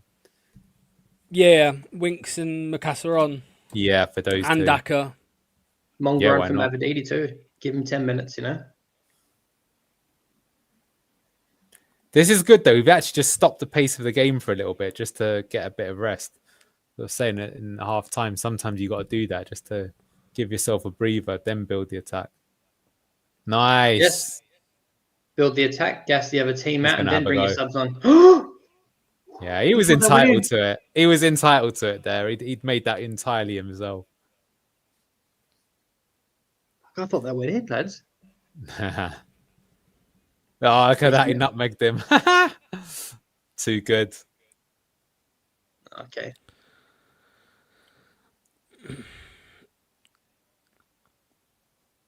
They're making a double sub, it looks like.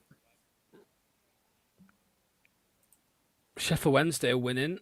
Wow, really? Portsmouth are 2-0 down. That's good for us.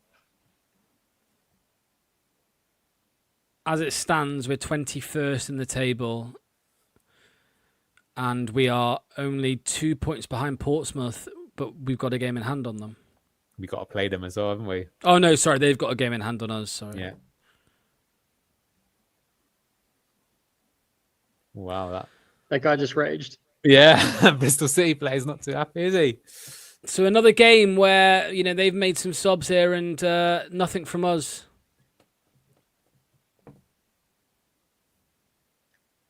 And we've just hit 60 minutes. Yeah. Not even That said, though, I mean, they're making the subs because they're the ones that are chasing shadows a little bit here. Oh, it was Scott Twine that came off. Yeah, that's why. I mean, we've done well to nullify him. Go on, Abdul.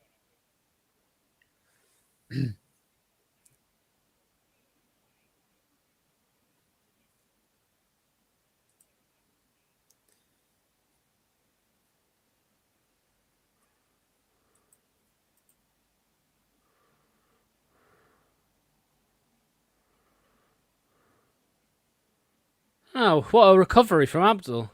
As soon as he booked the other player, yeah. I fucking hate this stuff in the game. I really don't get it.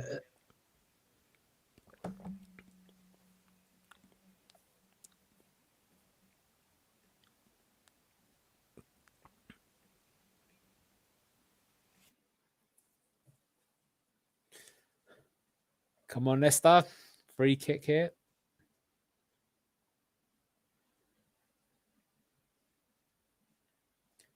Yeah, JJ to take it again.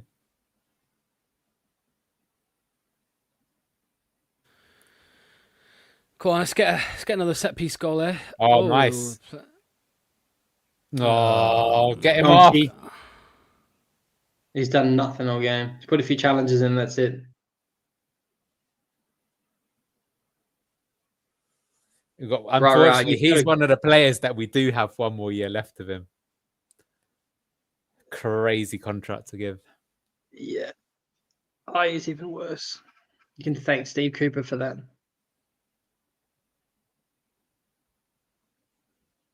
Oh, go on, Thomas. Hey, No. I saw the other day, believe this or not, Andre Ayew is still playing football. He's like 40-something, playing in one of the Saudi leagues. He scored. I didn't Steve even know Cooper he had had a his brother. way. He'd have, oh, mate, he was the more legendary one, Andre Ayew.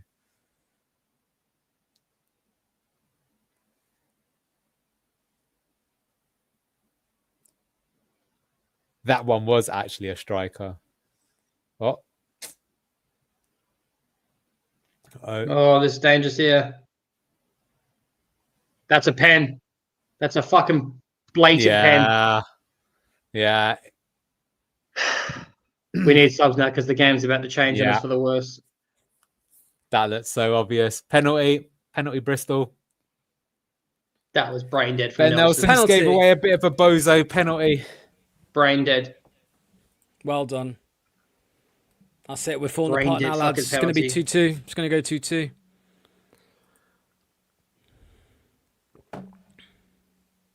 Oh, he didn't need to do that. Okoli was there. That's so bozo. That was a fucking brain dead challenge, lads. You know what? Okoli's positioning is actually good today. It's the second game in a row. I said this last week. Yeah, play it.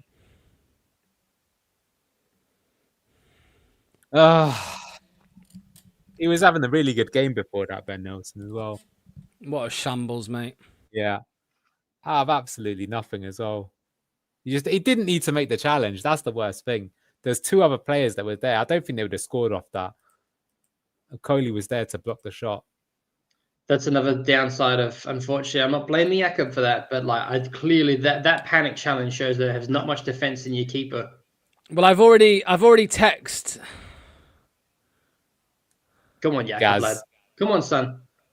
Go on, son. He's fucking caught it. Go on, Jakob. That's who my man of the match is today, lads. That was a shit penalty, I gotta say. We're gonna He's score called off it, the other though. end. Are we gonna do a Dini? Bobby, don't keep over. Fucking Yeah. read your shit, fucking cunt. And What he's the fuck was offside, that? of course he is. Get him off, man. Haul him off. Fair play, Jakob. I text Graham like earlier in the game, like Jakob is so bad. He's gonna text me back now. I'm gonna go at me. He's had a decent game today, Jakob. Fucking go on, son. Fucking shout out to Jakob, man. That was awesome. Yeah.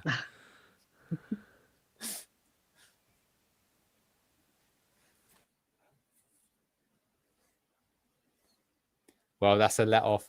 But that's got to be. I can't believe he hasn't made subs as a result of that, the manager, though. That's such a wake up call. Yes. Why is he not making any subs? I don't know. That's. I've got a comment from Steve. Yeah. What's he said? Winks, Ricardo, and Dakar on. Okay. Ooh, triple sub. Sexy. Decent there. So that Guys, that's means important Bobby to start. Reed's Okay, so he has- still on. So I think for Rowett, it seems like 65 is his Marty's 60, isn't it? That's when he waits to make changes. Yeah, poor Pen. Poor Pen, but good for his confidence nonetheless. Yeah. Did you see Dango Watara's Panenka attempt yesterday? Yeah. Brentford. Did you guys see that fight? Was it that Southern American team? And I also seen Celtic and Yeah. Rangers kick it off as well. Decent weekend Yeah, of us. the South American one was mad. 28 red cards Yeah. for like everyone in the all the Least aggressive Brazilian league match, that is. Yeah. I don't know if you saw as well, because you know they've got the Hulk is still playing there, and he completely yes. levered someone. They were just like Hulk smash. What's with that, by the way? It's like a Southern American thing. I've seen like Maradona do it before as well. Like where when they fight, they start kung fu kicking each other with their boots. Like there's not many fists flying about. It's like let's run boots. I on love one it. another. I love it. They're like, if we're gonna have a scrap, let's have a proper scrap. You know.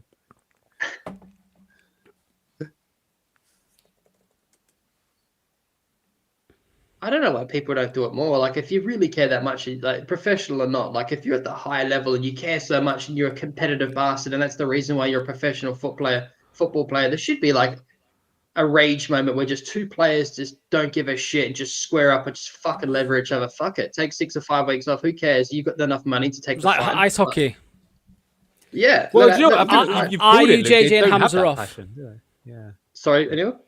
They obviously don't have that passion. I think that's something you see in the modern game because I think it's like what tends to happen, I think, is that these days the money that's in football is so crazy that parents identify from an early age and they put their kid into it. So I don't feel you get as many players who are desperate to play football. It's more that they've been pushed into that way. So I think they lack that passion. That's what I Yes. think is a bit of a throwback in South America, that those players have got more of that kind of spirit. But you're right there, Locks. What are you down in there? Green tea. All right, okay. The bottom bit of a green tea. Oh, you bastard. I was gonna say, Yeah, didn't look the too dregs. much fun. Yeah, Hey, the do you dregs of it. guys? I get people give me shit all the time at like the pub and that, but like whenever I get like a pint, or particularly a stubby, I'll always leave like about this much left. I hate that last You're little a bit of beer. loser. It's always flat and like backwash, and people are like, finish your fucking beer, but it tastes like flat backwash. It's funny though, Luke. One came, look at these pussy players falling over in every challenge. And then on the same half, you're like, you leave a little bit of the beer at the end. Can't finish it. Luke out. Yeah. Luke's had a mare. 2 out of 10 in the score review. Well, Jordan Ayew is off. There we go. Yeah, thank you so much. You're not putting Macassar on though. That's Surely he starts on the weekend and be fucking crazy not to. He's our best player. I think it's gonna be the same 11. probably because you won't change a winning team. But Reed's been a ghost, man. Who just come off? Was it IU? Who came off? IU, JJ and Hamza. Okay. Yeah. So yeah, Ricardo for Hamza, Daka for IU, and Winks for Jordan James. They're the three subs. Look already at Daka just chasing down the ball, man. Makes such a big difference, and but that's really good at this stage of the game. That should help us a lot. Yeah, hopefully we can see the last two subs I would make would be Lascelles for Nelson because of that booking, and also Macassar for Donkey. That should have been done already. I've got a feeling Lascelles is just another bust signing. I said it at the time. I think his injury record is. Yeah. Go on. Oh, Patau has been class, man. It's been good. Go on, Daka. Fucking that Daka for you in a nutshell. Oh, you have to laugh because that was so bad. Oh, I'd rather that. I'd still take it over IU. I know. I'd still take that over IU. I know. 80 grand a week, though. Oh, my God. Professional footballer, by the way. VB long neck for JC right wing. Oh, nice, Mavi.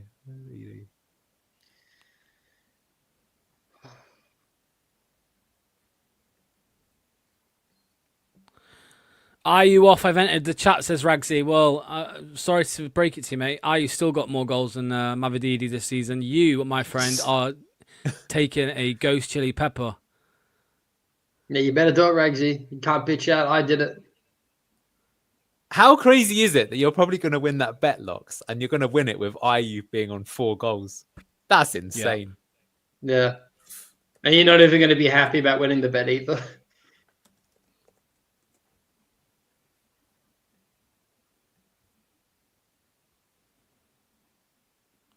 Oh, I forgot they signed Sinclair Armstrong. It was an absolute. IU's actually got 5 goals this season. Yeah, one's was in a cup, right? No. They were all the league. Mavididis Really? were in. Yeah, Mavididis. Mavididis was in the cup. Go on, Winks. So Mavididis got 3, so he's 2 behind. Okay. We did say all comps. Yeah. So. All comps. And he missed his gilt-edged chance today, Mavididi.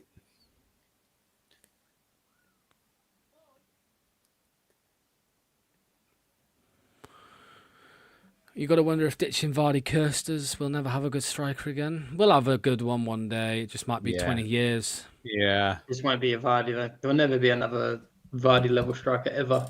He's immortalised at the club now. You know, I actually do think Vardy was the first player to get 20 goals in the season for Leicester. I think it took 15 years. The previous one was, what was it? Not Brian Dean, the guy that played up with him. Go on. Get forward, boys. Cut inside. Yep. Here it comes. That maybe was a bit greedy, but good effort.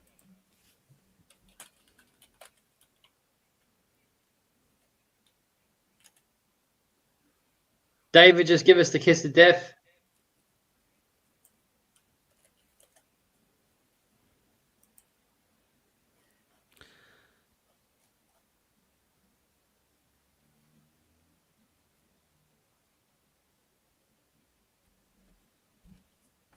"20 minutes left. Will we keep the clean sheet?"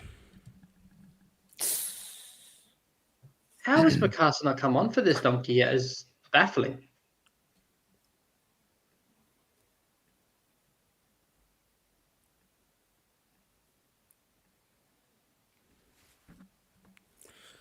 The weird thing is, though, is even if we get a clean sheet, because we gave away a penalty, it still doesn't really feel like a clean sheet. Take it, though, of course.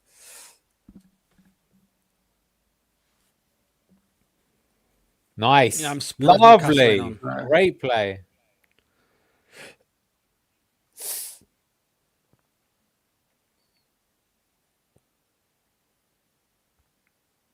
That was a hit and hope from Nelson because he clearly looked and saw that no one was on. I don't know why he did that. Yeah, but it's not. Look, he's got something from it. He's put it in the right positions. Atletico 5-1 Spurs. Nice. Thanks, cameraman. I needed to see that guy exit 2 boogers from each nostril.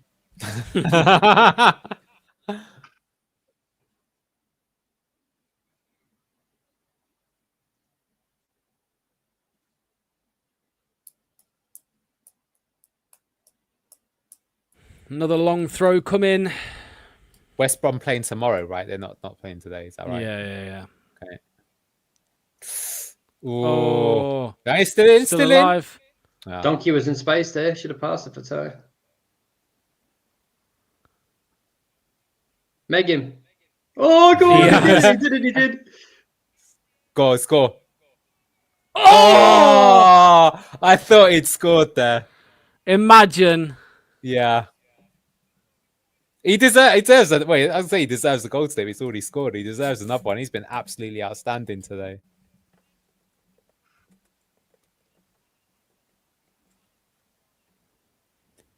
Mate, it'd be sad to see him go. Great player.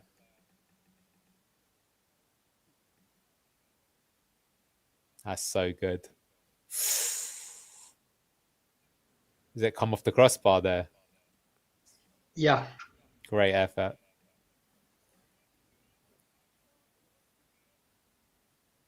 You'll just never see Mavadidi do that. He freezes on the ball, man. That's what I'm saying psychologically. Yeah. Like when he plays with freedom and confidence, it's a complete different person. Take his man on, do the step overs. It's just now he just stops with the ball at his feet and Brain freeze, yeah. Brain freeze.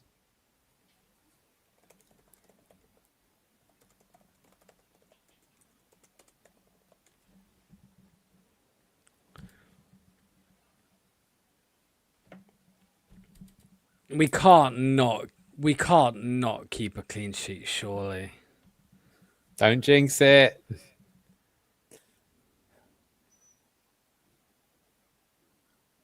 And Neil, like, how many times have you seen like Mavididi this season, like shoot or like pass the ball, like square of the ball in the center of his feet? Like he doesn't take a touch first. He doesn't even set himself up to like put a decent shot on a target. It's like even just the way he's shooting. Yeah, is he side foots it, doesn't he? He doesn't Yeah. leather it anymore.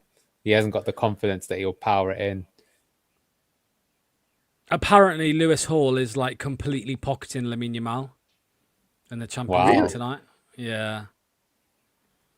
I mean, everyone can have an offer. He's only 18, Yamal, but He's a scumbag anyway. Hopefully he fucking has a career-ending injury. Have you seen those videos of like his attitude and stuff like that and how rude and disrespectful he is? He's a fucking complete knob. Yeah, and he had like birthday parties that, with dwarfs.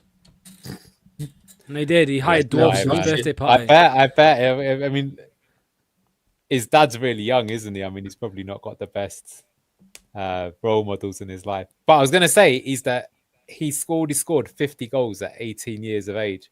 That is 2 years ahead of Messi, 3 years ahead of Ronaldo. There he is. Here's the vine. About time. Mikasa for Bobby. That's what we want to see.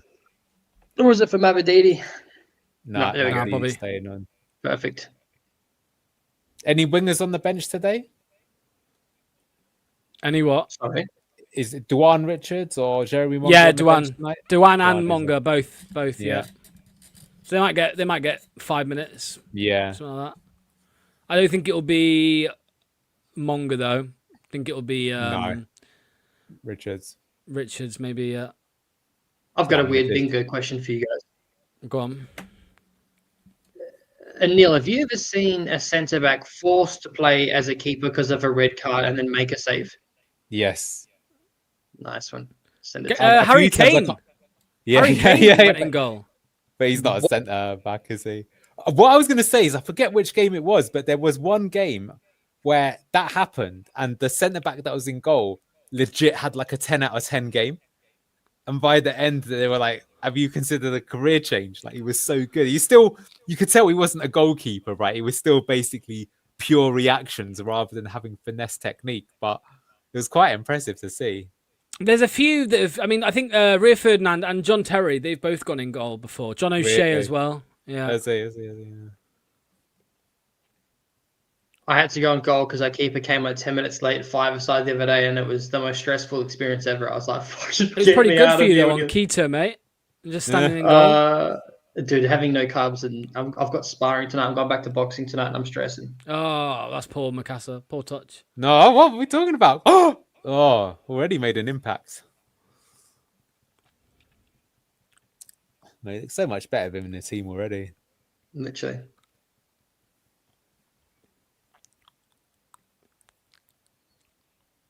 What's the? I remember asking Neil and you and Neil a similar question, and he pointed out. I forgot who it was. I think it was Paraguay. That game where he deliberately hand.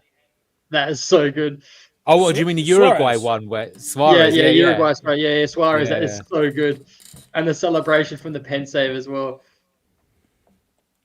Yeah, I mean, people forget. I think they finished third in that World Cup, didn't they? Was it fourth? Diego Forlan was Golden Boot, wasn't he? Scumbag, but what a fucking player. What Yeah. a player. Yeah. One of my favourite, by the way. One of my favourite players to watch ever, Luis Suarez. I absolutely loved watching him. He's almost like a Uruguayan Jamie Vardy-esque to something. Yeah, I get you. Yeah. It's just like rattiness, isn't it? Like just like rattiness about him. I think the most scumbag player was, it Diego Costa. Who was that player for Chelsea that was just a Diego Costa? Yeah, Costa. Yeah, he is. Suarez was worse. I mean, Suarez got what? He was racist. Yeah. He got banned for biting two people. Yeah. He'd be the biggest scumbag. Yeah. But I loved him though. Oh, mate. Do you remember what he used to do again? Mate, he owned Norwich. He owned them. Every time he played them, hat-trick, bam. Like that. We had this brief ever, right, where this player in Aussie rules revitalized his career, and it was known as like a tagger, when basically in a midfielder, your whole game is to just take and just mark the best player. And even if you have no impact the game, your job is to just completely shut them down. His name is Ryan Crowley, right? And he fucking harassed this guy the whole game. He was complaining, he was going off, and he's like, he's pinching me. And the ref wouldn't do anything. And then after the game, he took his shirt off and he had like 50 fucking little bruises where he'd been pinching him the whole game to wind him up. Wow.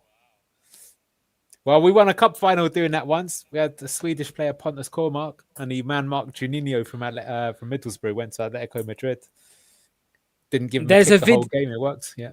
There's a video on Twitter right now of after Spurs conceded their third goal, Christine Romero walking over to the manager, whispering in his ear, and instantly the manager does that to sub off the goalkeeper. Wow. Yeah. Oh, it's BC game. They added another BC game to the back of the shirt. Wow. Of course they did. That's great. The thing is, though, is that maybe he did that, but I mean, he probably agreed, the manager at that point. If I haven't seen the game, but if it's one of those where, you know, you got a keeper that just cannot handle the occasion, what can you do?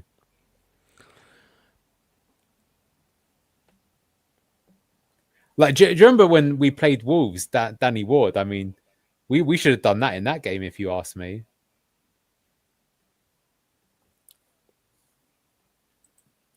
Nah, Luke. It's too late. Okay. No worries. That's fine with me. Yeah, no match ratings, guys. It's too late, but we'll do one on Saturday. But I will say, for me, Oliver Skip is my man of the match. And I know that might sound a bit... Actually, no, Abdul's probably got to be man of the match. Yeah, it's got to be Fatawu. I know But what you're Skip's saying. second for me. Skip Yeah, and yeah. Fatawu are my two. Yeah. I've got a different second. It's going to surprise you guys. Go on. A Coley. Nah. Sacked. He's not put a foot wrong. His positioning's been good. That's 2 weeks in a row. He's been decent. I've slagged him off a lot this Yeah, season. but I feel I feel Skip's almost been the captain on the pitch. He's been everywhere. And Fatawu's just been electric. He's just like, he's the player that looks like he's playing in the wrong league when you look at this game.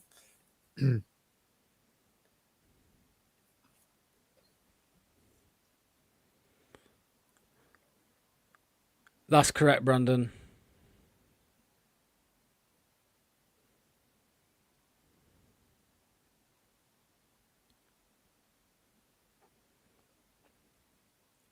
Well, we've got 10 minutes still to see the game out. Let's not get ahead of ourselves.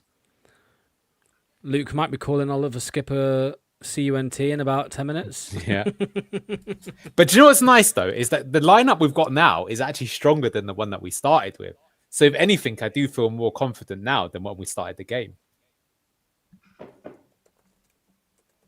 Me too. You got Winks, you got Macassa on, you've got Ricardo for a bit of control, you got Daka to give us the threat up top. I mean, that's quite nice.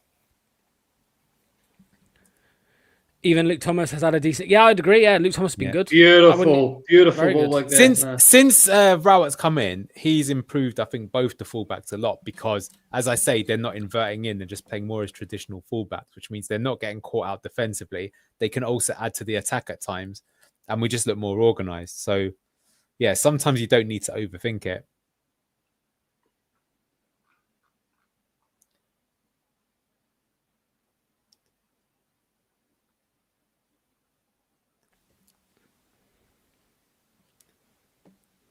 Go on. Yeah, I think if Ben Nelson hadn't given away that penalty, he'd be in contender for a good shout as well. But unfortunately, it was a proper bozo moment.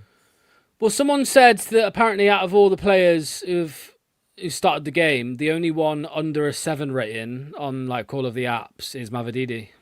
Yeah, I'm not surprised. We've been passing the ball so much better the last 5 minutes. Yeah, that's putting the some last of these 5 players games, on, isn't it? Passing's been a lot better. Yeah. I mean, even if we stay up in the championship, I think there's a strong argument to say sell Mavididi. I just don't see him getting back to his former glory. No, I agree. I would sell him anyway. Yeah. Lovely. He might need it for himself as well, just a change of scenery. Go on. Unlucky, won a corner out. That guy looks like Ant-Man. That guy looks like He Ant. does actually, doesn't he?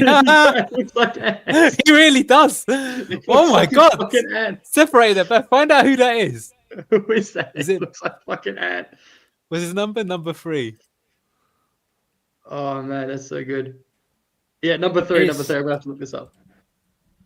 No, it's not number 3. It's is it not number 38? There's Cameron Pring, I think. I think it's Yes. Noah Eiley, no? No, I'll send it to you. I'll put it in the chat. Oh, let me for Macassa.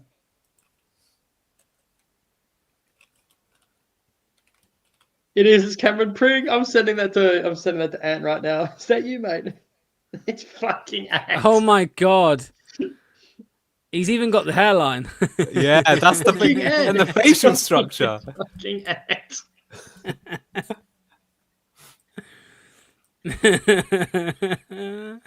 Oh man.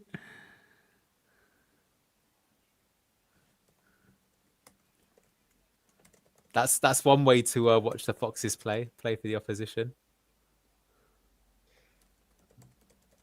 I just sent him a message. When did you sign for Bristol City, mate?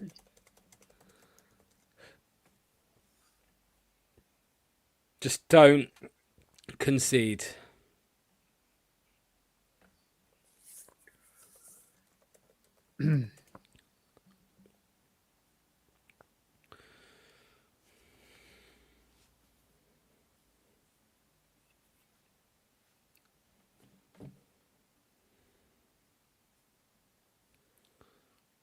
I need to start. I need to watch like once the stream's done. I'm gonna go on YouTube and watch back these like Tottenham goals.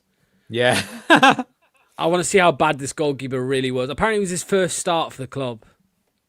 Oh, really? And he got subbed off that early. Poor guy. That's a ridiculous decision, though, to give a keeper his debut away. I know he's played a few times actually. Sorry, he has played a few times. Okay, well, That was his 6th game, I think. they've made some crazy signings, Tottenham. Do you know it really shows you how good Harry Kane and Son were really for them. Is Mads Hermansen back playing for West Ham? I don't think he's their starting goalkeeper. No, it's not. There's I a think they're comment still here playing from... Areola. Is he? I think he has had some games though. Someone else will have to say it. I don't know too much about him. Oh yeah, there's that guy on TikTok who said That's he wasn't bring the shaving comment his up, beard. Yeah, he's gonna be doing that.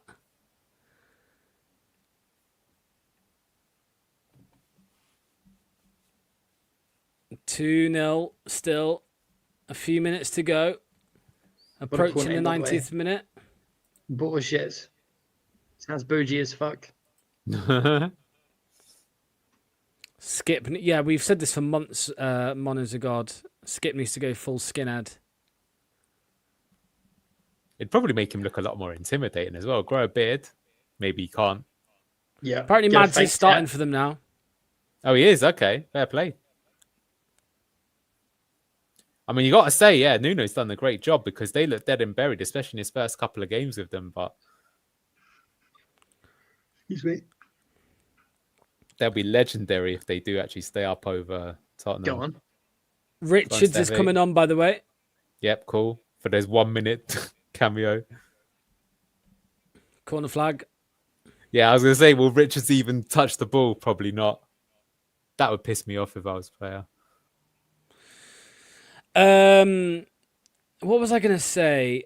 I can't remember.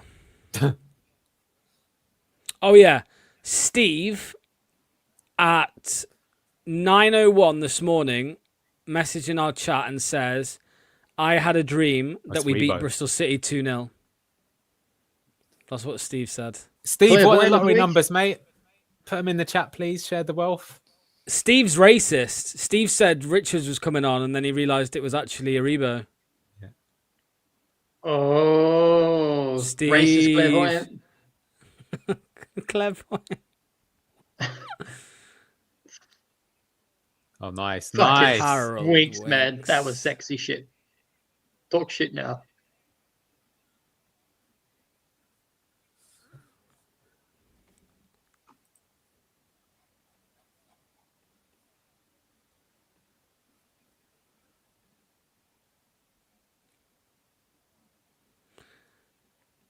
Four minutes at a time. Abdul Fattahu coming off. Yeah.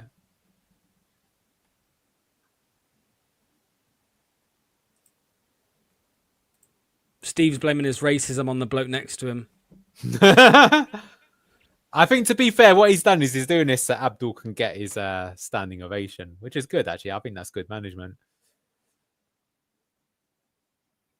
Because, as you say, he's looked like off it and for a long time, Abdul. Like, he doesn't even care. But when he does care, like he does today, I mean, he's the difference maker. A happy Abdul keeps you in the league because he's that good a player.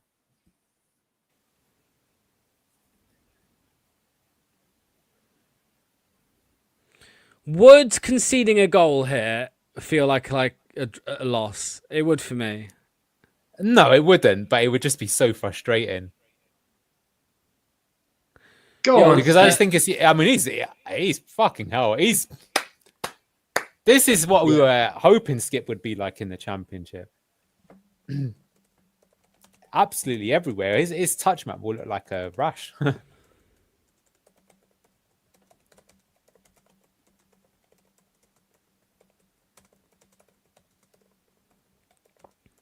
Crowd's up for 2. Well, you have to. I mean, to give the team a chance as well. If we do get a couple of clean sheets from now to the end of the season, that will keep us in the division. that is taken. When was the last one? When was the last clean sheet? Anyone remember? In the league, Cup don't count. Cov or Birmingham, I think. No, Cov. No, what? No, I don't know. I think it might be Coventry. I think it might be Coventry. Yeah. The 0-0 draw. Sure, was there another one? I don't know, lads. Yeah, it was the 0-0 draw. Yeah, yeah. We did have another clean sheet against. Was it that team we played in the FA Cup? But yeah, it was the 20th of September. Jesus, that was our last Christ. clean sheet. That is unbelievable. 1 minute left, boys, for the first clean sheet. And 3 points.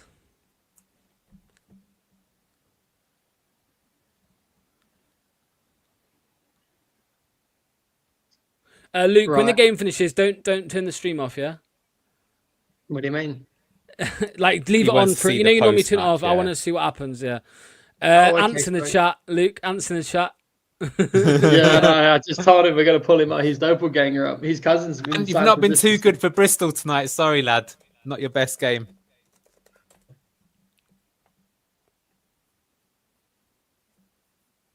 Hey? Yeah, fucking... Of course it's a... Yeah, get the fuck out of here. No, he's lost his head a little bit there, Sam Morsey. Where's Ant on the pitch?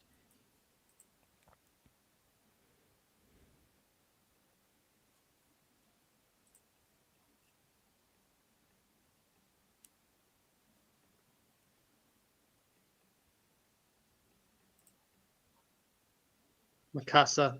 Get away from the ball, you bot. This is Mikasa's ball.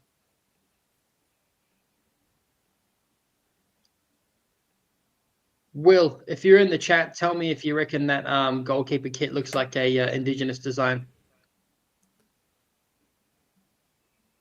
Aboriginal, I should say. Here we go. Free kick. Last kick of the game. Go for Imagine puts it top bins. Yeah, he's got the talent. Nah, I'll tell you what he's going to do. He's going to pass it to Mavididi. Yeah, he is. Oh, no, he's gone for it. Yes! Come on! Clean sheet. Who saw that coming? Wow. 3 points and a clean sheet for Leicester City under Gary Rowett. Out of the relegation zone as well. Yes, you're right. And if you ask me, Locks, that's actually huge. Because for me, the thing that scared me is the longer we didn't get out the zone, the more pressure there is on us. Tomorrow now, when West Brom play, a lot of pressure on them, Oxford too, although I think they're looking good. As you said with Portsmouth, we're catching them up. I mean, there's a chance we could catch a few teams. But yeah, what did you make of the game overall, Locks? What did I make of the game? Well, I think we were all scared at one point because we started the game. So, I mean, I've just had a message of someone saying the atmosphere in the ground was actually like really good, really positive. And there's one reason for that, because the players were up for it, especially in that first half. The players were absolutely up for it. They attacked the game. We dominated that first half. We scored 2 goals. Being 2-0 up after dominating the first half is all you can ask for. So obviously the crowd were behind the team. Towards the end of the half, obviously it was a little bit shaky, I think. We went back to that kind of default setting that we tend to have, where we just let the other team have the ball and come at us, and we struggle a little bit. But second half, we were good. We were good again, especially when I went off the pitch, not to target the guy, but just with Daka being on the pitch, we just looked so much better. You can defend from the front more. Ben Nelson fucked up a little bit, but other than the penalty being given away, he had a really, really, really good game as well. Jakob bailed us out, so Graham Brock will be, jizzing to that in the morning, I'm sure. But you can't really complain. 3 points, 2 goals, and a clean sheet at home where we've struggled of recent. You've got to be buzzing with that. But yeah, Luke, thoughts, mate?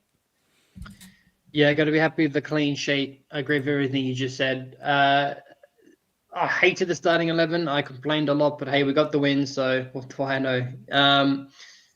I definitely hope, though, that because of those rotations, that we can definitely see the players that we just saw come on, hopefully start this weekend. Anil, do you see that? I mean, I've got a feeling we might see the same 11 from the first half. Although, I mean, I think Winks again was very good. So Winks might come in for JJ again. Daka should come in for Ayew. I think he'd start Daka over Ayew. I do think that he has been the preferred target man, I think, for Gary Rowett. I think he just wants to rotate players.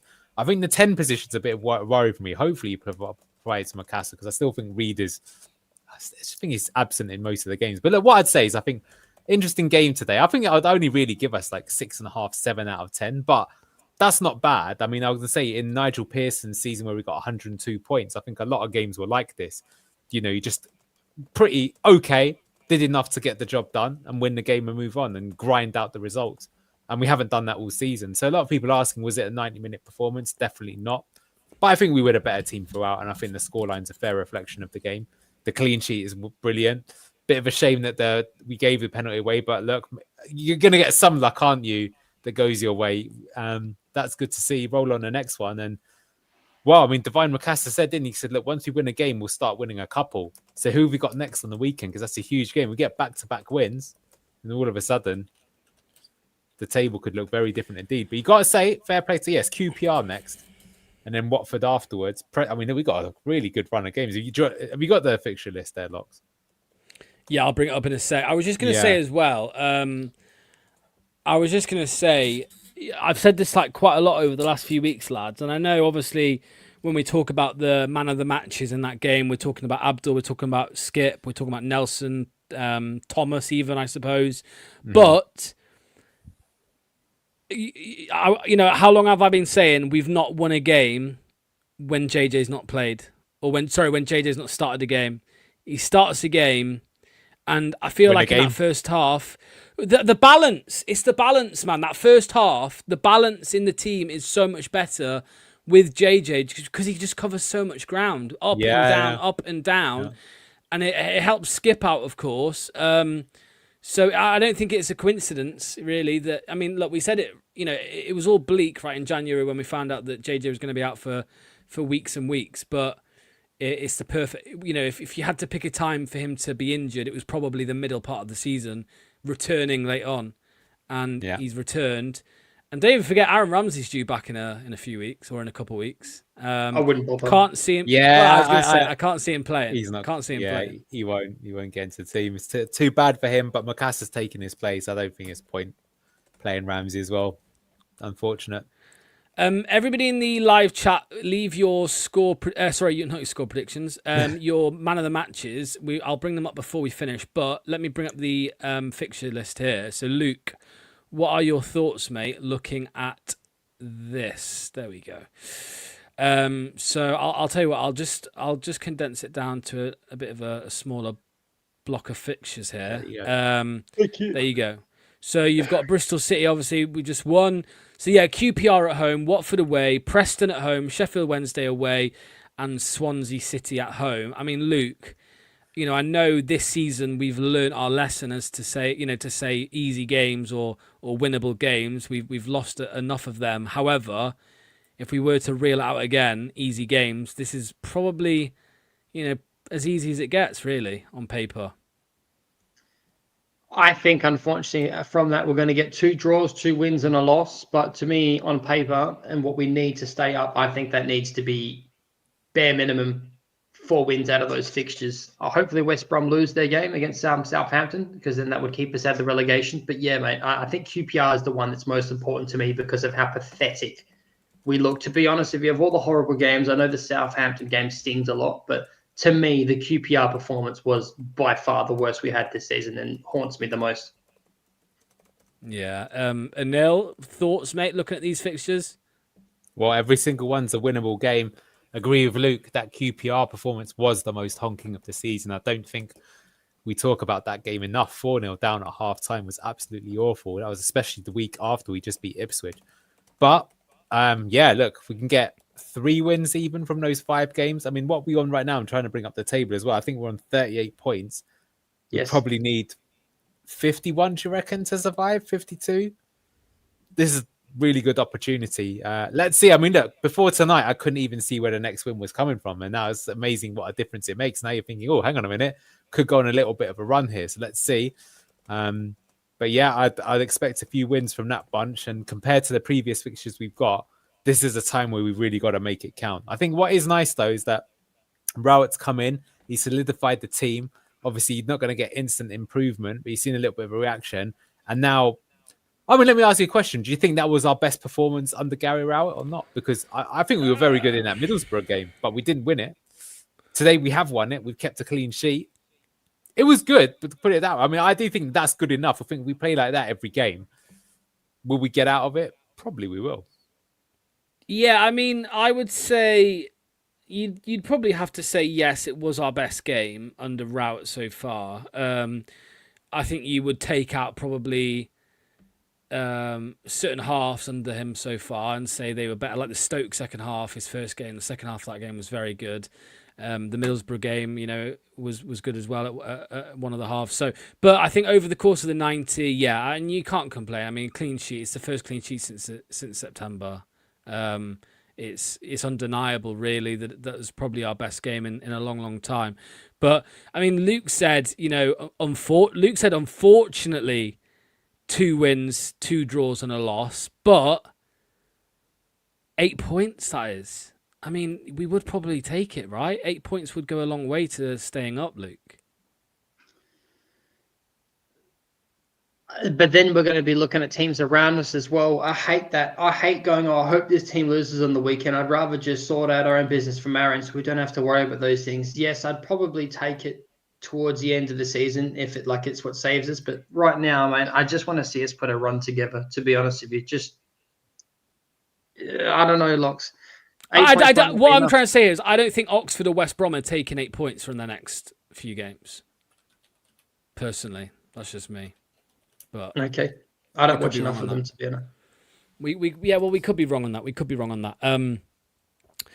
Squad wise, we have nothing to fear against anyone. Hopefully tonight gives Rowett and the lads. I mean, that's all we've said, right? And some of the players have given it the big un in interviews, saying that we just need a win. We just need a win to get the confidence up, and we can push on. So prove it. Put your money where your mouth is, and you play QPR at home on the weekend.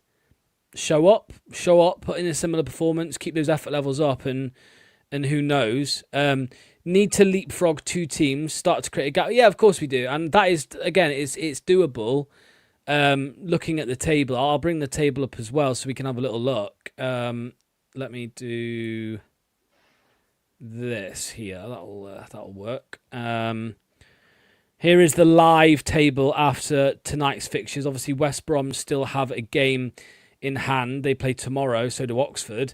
But, we're 1 point behind Blackburn. I know they've also got a game in hand, but it's doable. I mean, Blackburn, Blackburn, West Brom, Oxford. Yeah, go on. Sorry to interrupt you, but I think the biggest thing is look at all of the teams in this section of the table and look at the goals we've scored compared to every other team that's around us. Now, admittedly, the defense is one of the worst, but it's like comfortably clear that we've scored even more goals than Norwich, right? You can see that West Brom, Oxford, Blackburn, Portsmouth, Charlton even, they all struggle to score goals. But we've got firepower in our team. And now we've got a lot of players that have come back from injury. So I think that, for me, is the biggest thing. And also, you got to remember, we've got -6 points. If you took the -6 points away, we'd actually be where Charlton are right now.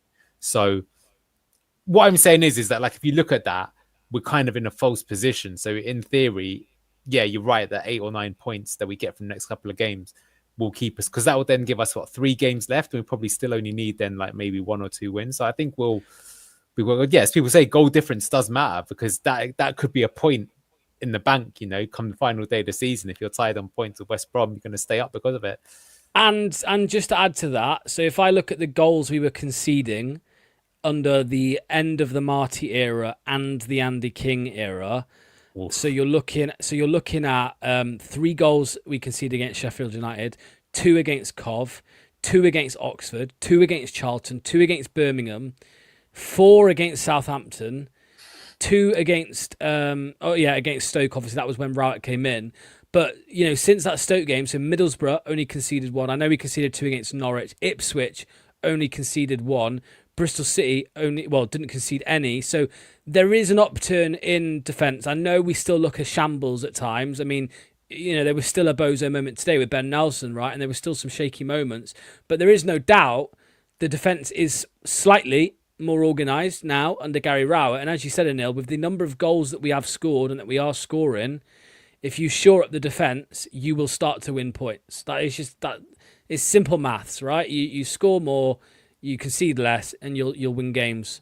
And that's a positive to take, especially with the goal difference. So -7. If it did come down to goal difference, we are clear.